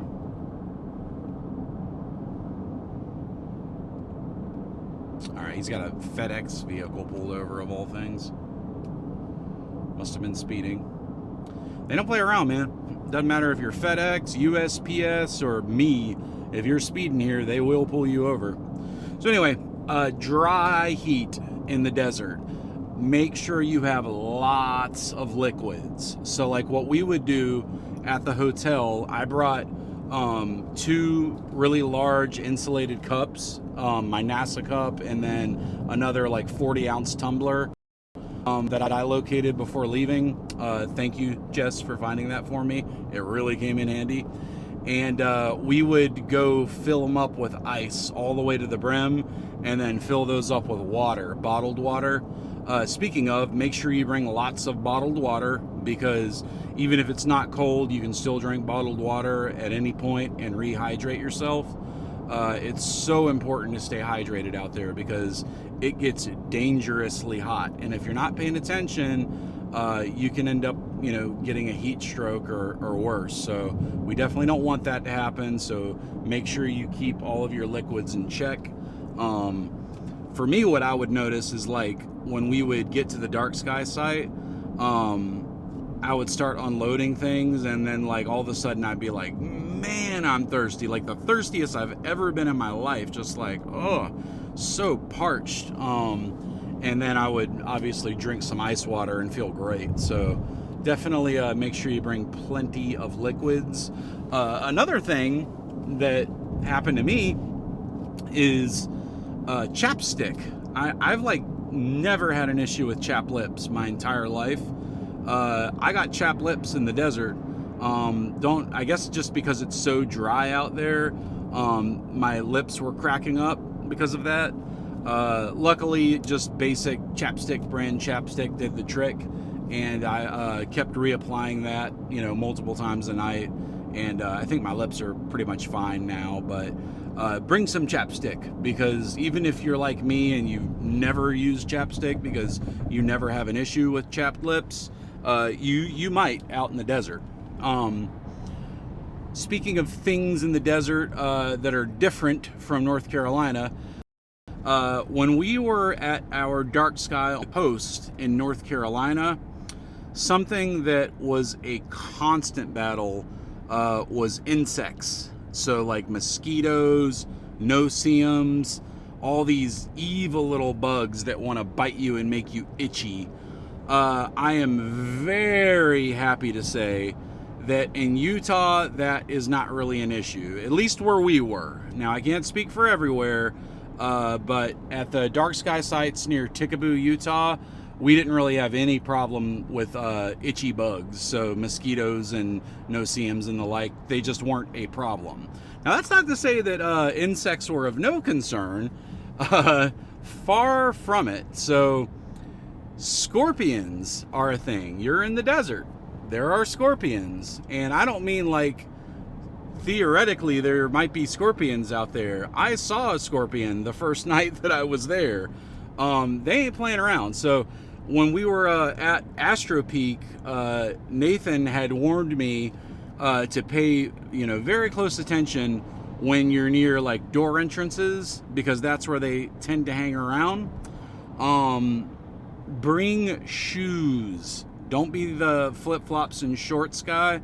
I love wearing flip-flops and shorts. 90% of the time in the summer, that's what you'll see me wearing because it's comfortable. That being said, when we would go out for our imaging nights, I wore full-length jeans, high socks, and then regular shoes. Now, I will say these are, and I don't know the different like genuses of scorpions, so forgive me, but these were the really small variety of scorpions. They were dark green in color. Nathan said actually some of them glow in the dark. I didn't notice that myself, but I only believe him. And they're everywhere, man. I will say we didn't see any in Ticaboo. It was out at the observatory where we actually saw them. So that's not to say that they're not out in Ticaboo, because they absolutely are. When I looked up local fauna, scorpions came up, pretty much everywhere. I mean, it's the desert. That's where they live. It's their home. But these are, like I say, they're the little ones. So as long as you pay attention and wear shoes and pants, you should be perfectly fine. I'll also tell you, according to Nathan, these aren't the kind of scorpions that will like kill you or send you to the hospital, but you will be in a ridiculous amount of pain all night long. He said like your toe will just be throbbing and you will be forced to be in bed the whole time. And man, I thought to myself, that is definitely the kind of thing that would happen to me because I have such bad luck. So I decided like right after he told me that that wasn't going to happen to me. I was not going to be bitten by or stung by a scorpion. So it's funny because on night one, when we first arrived at Astro Peak, I was just so wiped out. I was beyond exhausted after driving, 30 plus hours to get there. So while they were like finishing setting up their telescopes, I was just like, that's it. I'll have to finish tomorrow. And I got my flashlight out and started walking back to the car. And sure enough, I ran into a scorpion on the path, and this was like out in the middle of freshly poured gravel, like really thick gravel, in fact. I saw him walking, and I stopped and shined my light on him, and he immediately curled his tail up, which was really crazy to see in person. I even got a little video of it. I'll see if I can share that with you guys. But yeah, pay attention to the scorpions, man, because you don't want to get stung by a scorpion while you're out there. You definitely don't want to deal with that. Trying to think if there was any other wildlife situations that impacted us. I think the scorpions were kind of the main concern. I did see one tarantula run across the highway. There's also these like adorable little shrews, or I don't know what they are. They kind of look like miniature prairie dogs because they stand up on their hind legs, and they do this with their front legs, and those things were adorable, and they were all over the place. There's also armadillos. We saw lots of armadillos, lots of coyotes, I'll tell you that. A whole lot of coyotes out that way. We got coyotes back in Charlotte, so it's not anything that's new to me, but just be aware that there are coyotes. One advantage of driving yourself is that obviously you can load up on a lot more gear than you would if you were flying. And also I was able to bring my firearm. So this is something that was really important to me. I'm not going to get into politics. Most of you, well, if you know me, you know me, but I do carry a firearm everywhere that I go. I grew up in the country. My dad put a .22 in my hands when I was 4 years old. And I've always lived around guns. I'm very comfortable around them. And that being said, I wanted to make sure that we could protect ourselves while we were out in the middle of nowhere. Would I have to like fire off a warning shot to scare off coyotes? Highly doubt it. They're usually more afraid of you than you are them. If you play music while you're at your dark sky site, that's going to keep 99% of the critters away. Just literally playing some music at a reasonable level will keep most stuff away. I was more worried about people, because usually it's the people that are more scary than the animals, in my opinion. Well, not in my opinion, that's objective fact. So I wanted to make sure that, we wouldn't get robbed, because I've been robbed like 5 times in my life. It's not fun, and I refuse to be a victim again. So we were able to not have to worry about that, because I was protecting us in the event of something happening. Luckily, nothing happened. We felt very safe the entire time, even when we stayed at the kind of skeezy hotel. 2 miles, take exit 210A for US 40 East, US 61 South toward Chesterfield. All right, we're getting on 64. When we stayed at the kind of skeezy hotel by the Kansas City airport on the first night me and Parish got together, we were perfectly fine there too. But, if you're driving, you're going to have a lot of gear in your car, especially if you're, using or bringing 2 people, which we'll get to in a little bit. 2 people, why 2's better than. Give me a minute, though. I got to pay attention to this exit. 64 East. 64 East. That's actually the road that will take you all the way to the Outer Banks. My favorite place in the world. Take exit 210A.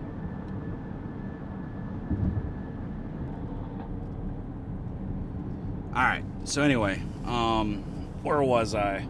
We were talking about, safety while driving. You're gonna have a lot of stuff in the vehicle. And if you're driving with 2 people, you're going to have twice as much stuff. And if you're driving with a big telescope, you're going to have even more stuff. And the point is, if you're driving as much as we have, and you got all that stuff in the vehicle, the chances of you unloading every single bit of expensive equipment that you have at the end of the night after driving for 15 hours straight are slim to none. So like when we would stop, I would bring in my camera bag, which had my R5, R7, and my lenses, my book bag, which had my medications and my iPad and MacBook, and my suitcase, obviously, which had all my clothes and toiletries. So that was 3 things that I would bring in no matter what. Because, you know, I figure worst case scenario, at least I would still have my cameras, my very expensive lens. The other lenses weren't as expensive, but still expensive lenses. And then my medications, which are things that, like, I just can't afford to lose, period. We would also try to find a hotel where we could get the first floor. That's important because if you're bringing in all this stuff, you don't want to be hauling it up flights of stairs, because especially in places like Colorado, where you might have some, you know, really old hotels, they might not have an elevator. A lot of them don't. Like, we stayed at one hotel that didn't have an elevator. So first floor, if you can get it, it'll make life easier for you.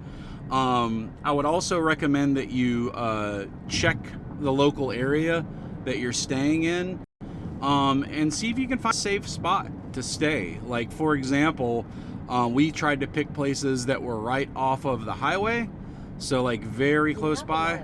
Keep left to continue on I-64 East. Sorry, I thought it was a cop. It wasn't. Anyway, places that were very close, right off the highway, is what we tried to aim for. Just because it made life a little bit easier for us. Just get off the highway, grab a bite to eat at McDonald's, because it's always frickin' McDonald's. And then we would bring in, you know, our must-have stuff and then come back. You know, most of the places we stayed, we felt very, very comfortable at. So, 36 miles. Trying to think, where all did we sleep? So the first day I drove from Charlotte to Kansas City, Missouri, which was insane, and I do not recommend you do. Split that trip up into at least a day and a half, because another thing you don't want to do is be exhausted while driving. It makes you sloppy, and you don't want to be sloppy when you're going 70 plus miles an hour down the freeway with thousands of dollars of gear in the back. It's not a good combination. So we stayed at a like a Super 8 off of the airport in Kansas City. After that, we drove through all of Missouri and then all of Kansas, and we ended up in a place called Vail, Colorado, which was really cool because not only was it called Vail, Colorado, but off the exits there was actually Eastern Vail and Western Vail. And being astrophotography nerds, we thought that that was awesome. For the record, we stayed in Western Vail. Geez, this truck is flying. It's 60 through here. He's going like 80. Whoa, Jesus Christ, dude. Wow. Wow, that guy about hit me. Way too fast. Slow down, you idiots. Why do people drive like that? My God, dude. He almost clipped me on the rear end. Ugh. Pay attention on the road. Constantly check your rear view. That was 100% on that guy. But had I been looking in the rear view and seen this asshole flying up at 100 miles per hour, I probably could have gotten over to the right and not had to worry about being killed by some idiot driving 100 miles an hour. So, yeah. God, I just lost my train of thought because of this guy. Man, you can't be too careful, guys. Like, I'll tell you, I think out west drivers are much safer than what we have on the East Coast in Charlotte. It certainly appeared that way to me. but we still saw our very fair share of people driving like total jerks. Playing on their cell phones is the number one thing that we saw. I won't forget when we were driving through Colorado yesterday, there were like 4 teenagers in a little car, and we were behind them, and they couldn't maintain their lane. And that's always like a dead giveaway that someone's on their phone if they can't maintain their lane. And I don't mean necessarily that they're going over the lines, but they're drifting back and forth in the lane, you know, left to right, right to left, and then over the line and back. That's always a dead giveaway. We got up beside them, and sure enough, the driver, the 18-year-old girl driving around with 3 of her friends, was on her phone like this. And it just breaks my heart, because in America, every day 9 people die. 9 people every single day die because they're distracted by their phones while driving. And frankly, I'm shocked it's not a higher number with the amount of people that I see doing this. So this was a hard rule for me and Parish. And when I say hard, I mean we did not break it no matter what. No playing with the cell phone while driving. You just don't do it. It's bad enough when you gotta tap on your map if you have a screen for like CarPlay. But this kind of takes me to the next thing I wanted to talk about, which is having someone with you. When you're going on a long road trip like this, having a second person makes all the difference in the world. It really, truly does. When we started planning this trip originally, I was supposed to go with my buddy Chris. Unfortunately, his dad had to have surgery. Shout out to Joe. I hope you're recovering well. But because of that, he had to cancel, just a few weeks before we were set to leave, and I had to figure out how to switch gears. And I wasn't missing this trip no matter what, so I was ready to just drive it by myself if I had to. Was I looking forward to that? No, definitely not. I don't want to be by myself in a car for 3 days one way and then 3 days back. But would I have done it? Oh yes, 100% I would have done it, because I want to have access to Bortle 1 skies year round. That's the whole point of this trip, is so I can do astrophotography from Bortle 1 skies whenever I want. Oh, that's awesome. Thank you, Nathan. You have no idea how awesome that is, man. I can't thank you. I can't thank you and Mike and Natalie and your whole family enough, man. What you're doing is incredible. So anyway, I ended up calling Parish and talking to him, and he actually had a similar situation come up. He was supposed to be riding with a friend, but they had to cancel due to unforeseen circumstances. So after talking about it, me and him decided that we could meet up a little ways into the trip and then ride together for the rest of the way. So as you know, we got to Kansas City. Well, I got to Kansas City on the first night. He drove from his home in Minnesota all the way down to Kansas City. And that's how we got together. All right, so once we got together, it made the trip just infinitely more enjoyable. Having a good friend in the car with you just makes the hours blow by so much faster. Having a good conversation, and in particular, one of the things that we both mentioned several times to each other was the fact that we were able to nerd out on astronomy and astrophotography the whole time. Because if you're like me, and I bet a lot of you guys are, you probably don't have anyone in your immediate circle that wants to listen to you talk about astronomy for hours at a time. And that's okay. Like my wife, her eyes will start to roll into the back of her head when I start talking about Bortle this and aperture that. You know, it's not her thing, it's not everyone's thing, and I completely understand that. But for me, it was so awesome getting to talk with a close friend about all things astronomy for, you know, over a week straight. Particularly in the car. Like, we recorded a pretty long conversation when we were driving through Kansas, talking about gear and, you know, dream rigs and this sort of thing. And that's just another, like, huge advantage that you get. I think, okay, this is the Missouri River, so I'm looking to see if the arch is over here, because if it is, I'd love to get a picture. I don't know if it's on the right or the left. Let's see if we can see it.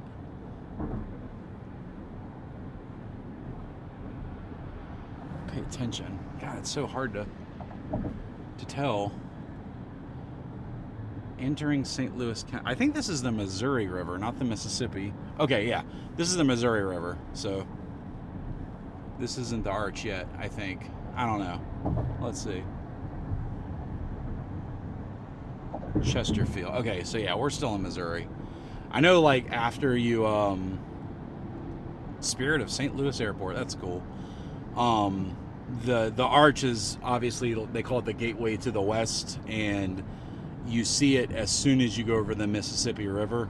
So yeah, but yeah, having like a buddy in the car with you to nerd out and talk astro with for, you know, 30 hours while you're on the road makes the whole thing just so much more enjoyable. You know, it really does.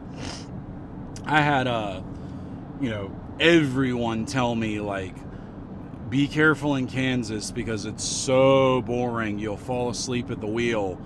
And Kansas was, like, honestly the easiest state in my opinion, because Parish was with me and we were able to have such great conversation the entire time we were driving through. It went so fast, it felt like we were only there for 3 hours. Kansas really doesn't got too much to see while you're driving through it either. They got a lot of windmills, big windmills. Did you guys know windmills stand over 400 feet tall? That's insane. I knew they were big. I was looking at them trying to, you know, fathom how big is this thing, because it's a little far off the road, but they still look like absolutely massive. And sure enough, man, over 400 feet tall. That is very big. They also have a lot of Wizard of Oz related things. Like, even their highway signs are, they have a little golden circle for, I assume, the yellow brick road. They got Oz museums, Oz themed restaurants, Oz. I'm surprised they didn't lean more into supernatural. I would have liked to have seen, like, Home of Cindy Winchester on a sign. You know, that would have been pretty dope. But, you know, me and Jess are huge supernatural fans, so maybe that's just me. But I would have thought it'd be cool if we ran into Sam and Dean, or maybe even Castiel on the road.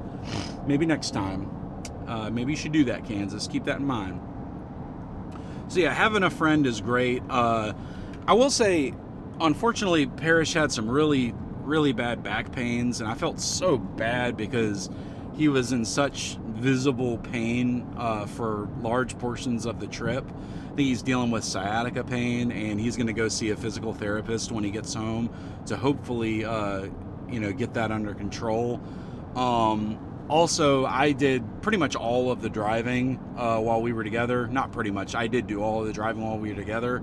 And it's funny because I realized, like, 85% into the trip that I had forgotten to add Parish on as a driver onto this vehicle. So in retrospect, I'm very glad I did all the driving, because had I not added him on as a driver and then he was driving and we got into an accident, I would have had no insurance at all to cover it. So that would have really sucked. So if you are renting a vehicle like me, and it's going to be more than one of you on the trip, just make sure that you have added them as a driver to the rental agreement. if it's your immediate spouse, I believe that most places, at least Enterprise did for me, your immediate spouse is allowed to drive without having to add them on. And I think the reason for that is more than likely because with your primary insurance, your immediate spouse is obviously going to be covered because you're both going to be on the policy in most cases. But, you know, obviously check your rental agreement and see what is and is not covered. And don't take anything I ever say as legal advice, because I am not a lawyer. So yeah, having two people though, man, makes all the difference in the world. Another big advantage of having two people is when you make quick stops, one person can stay with the gear. So like we always, like if we stopped at a rest stop, one person would stay in the car, the other person goes to the bathroom, and then I come back and Parish goes in. Another huge benefit of that is you can leave the car running.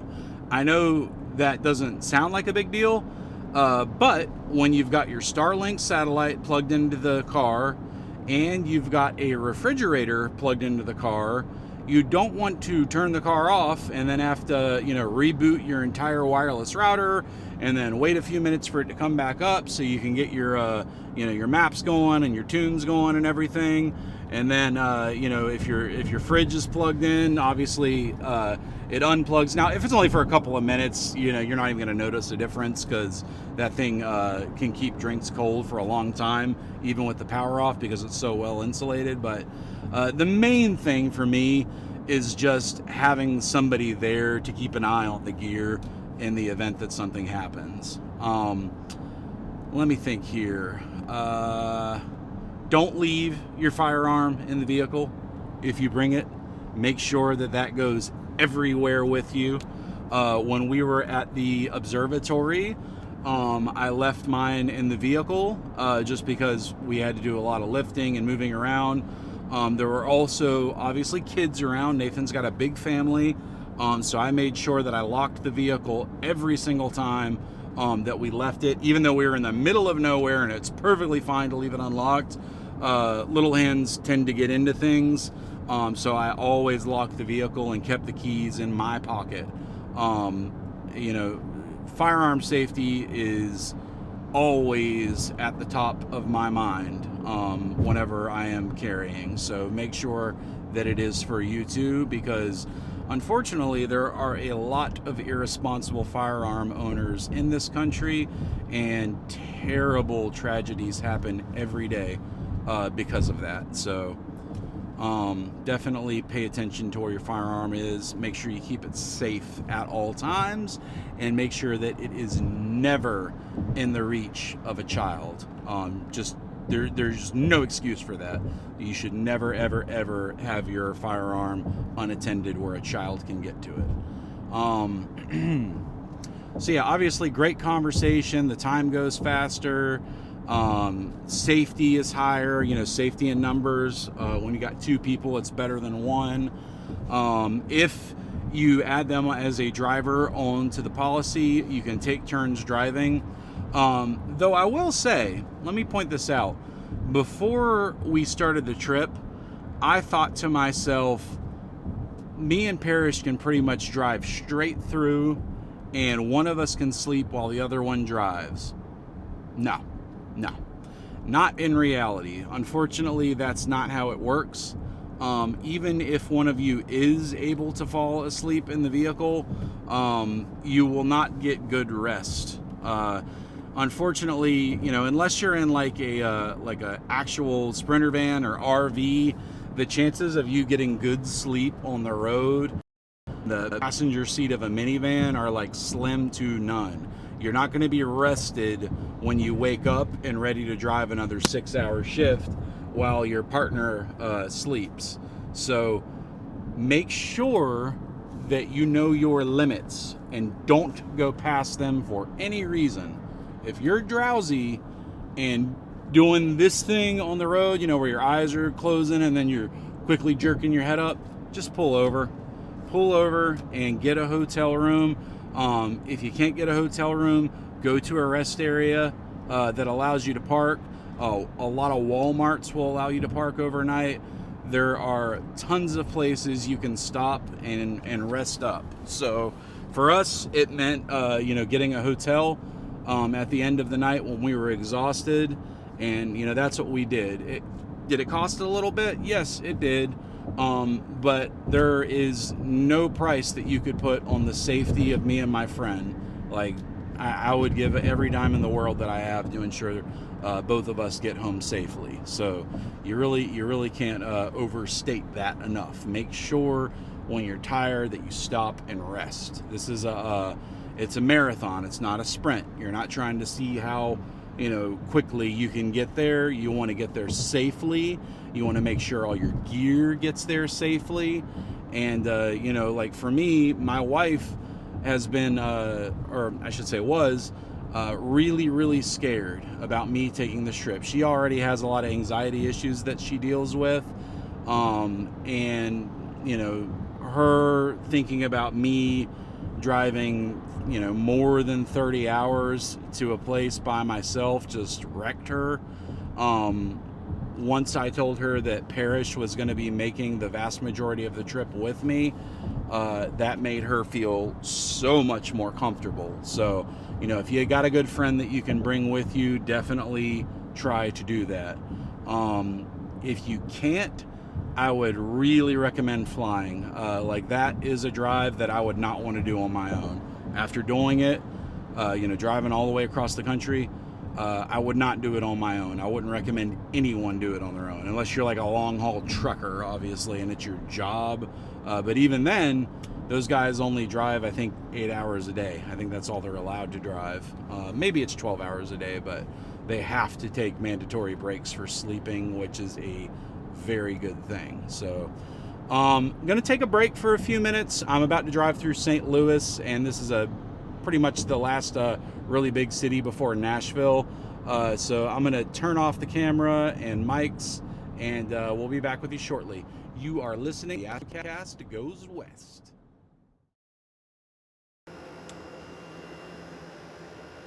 And that's it, guys. I guess we won't be right back. And that was the Astrocast Goes West. What an incredible journey. If you saw that photo of the blue Horsehead Nebula that I showed after the main episode concluded and before the after show, if you will, started, that is the first image that I've gotten. And it's incredible. That's 5 nights during new moon, full RGB, no filters, and ended up being about 15 hours of exposure time. And I'm going to push that further. I actually want to do 60 hours on that target. I don't know if I will be able to get all 60 hours done this year, just because it's already like right at the meridian as I'm starting the night. But I can now. Whether it's tomorrow or next year, I can. And having access to Bortle 1 skies year-round is just such a game changer for so many people. I want to thank Nathan and Mike and Natalie and Mike's wife, who I haven't met yet, but I hope to in the future, and their children and their families for believing in them, and for allowing them to come together and make this happen. You ever met somebody and you just instantly know they're a great person? That's Nathan and Mike in a nutshell. They're just great dudes. You can tell they're passionate about what they're doing. They're very intelligent. If they won't succeed, no one will. They're gonna knock this out of the park. If you would like to set up a scope at Astro Peak Observatories, visit astropeak.space. They're not taking more reservations right now, but they will in the future. Hopefully, around fall, maybe they'll start taking more. We actually have a partnership set up where if you join the Astrocast Patreon, you actually get $5 a month off of your pier at Astro Peak. And that essentially just pays for your membership so we can all collaborate together on projects, talk about what we're shooting, and so many other things, which I guess brings me to my last point that I want to make before we get out of here, and that is just a giant heartfelt thank you to all of my supporters, the Patreon members, the Astrocast Society, the Astrocast family. Who are we kidding? You guys are just everything. You're the reason I make the show, and a trip like this would not have been possible without your support. So thank you for everything that you do. If you enjoy long form content like this and want me to keep making it, please feel free to subscribe via the Patreon. You can also go to Buy Me a Coffee if you'd like to just make a one-time donation to the show. And thanks so much for watching. So we'll be back in a few weeks with another new episode. But until then, as always, clear skies.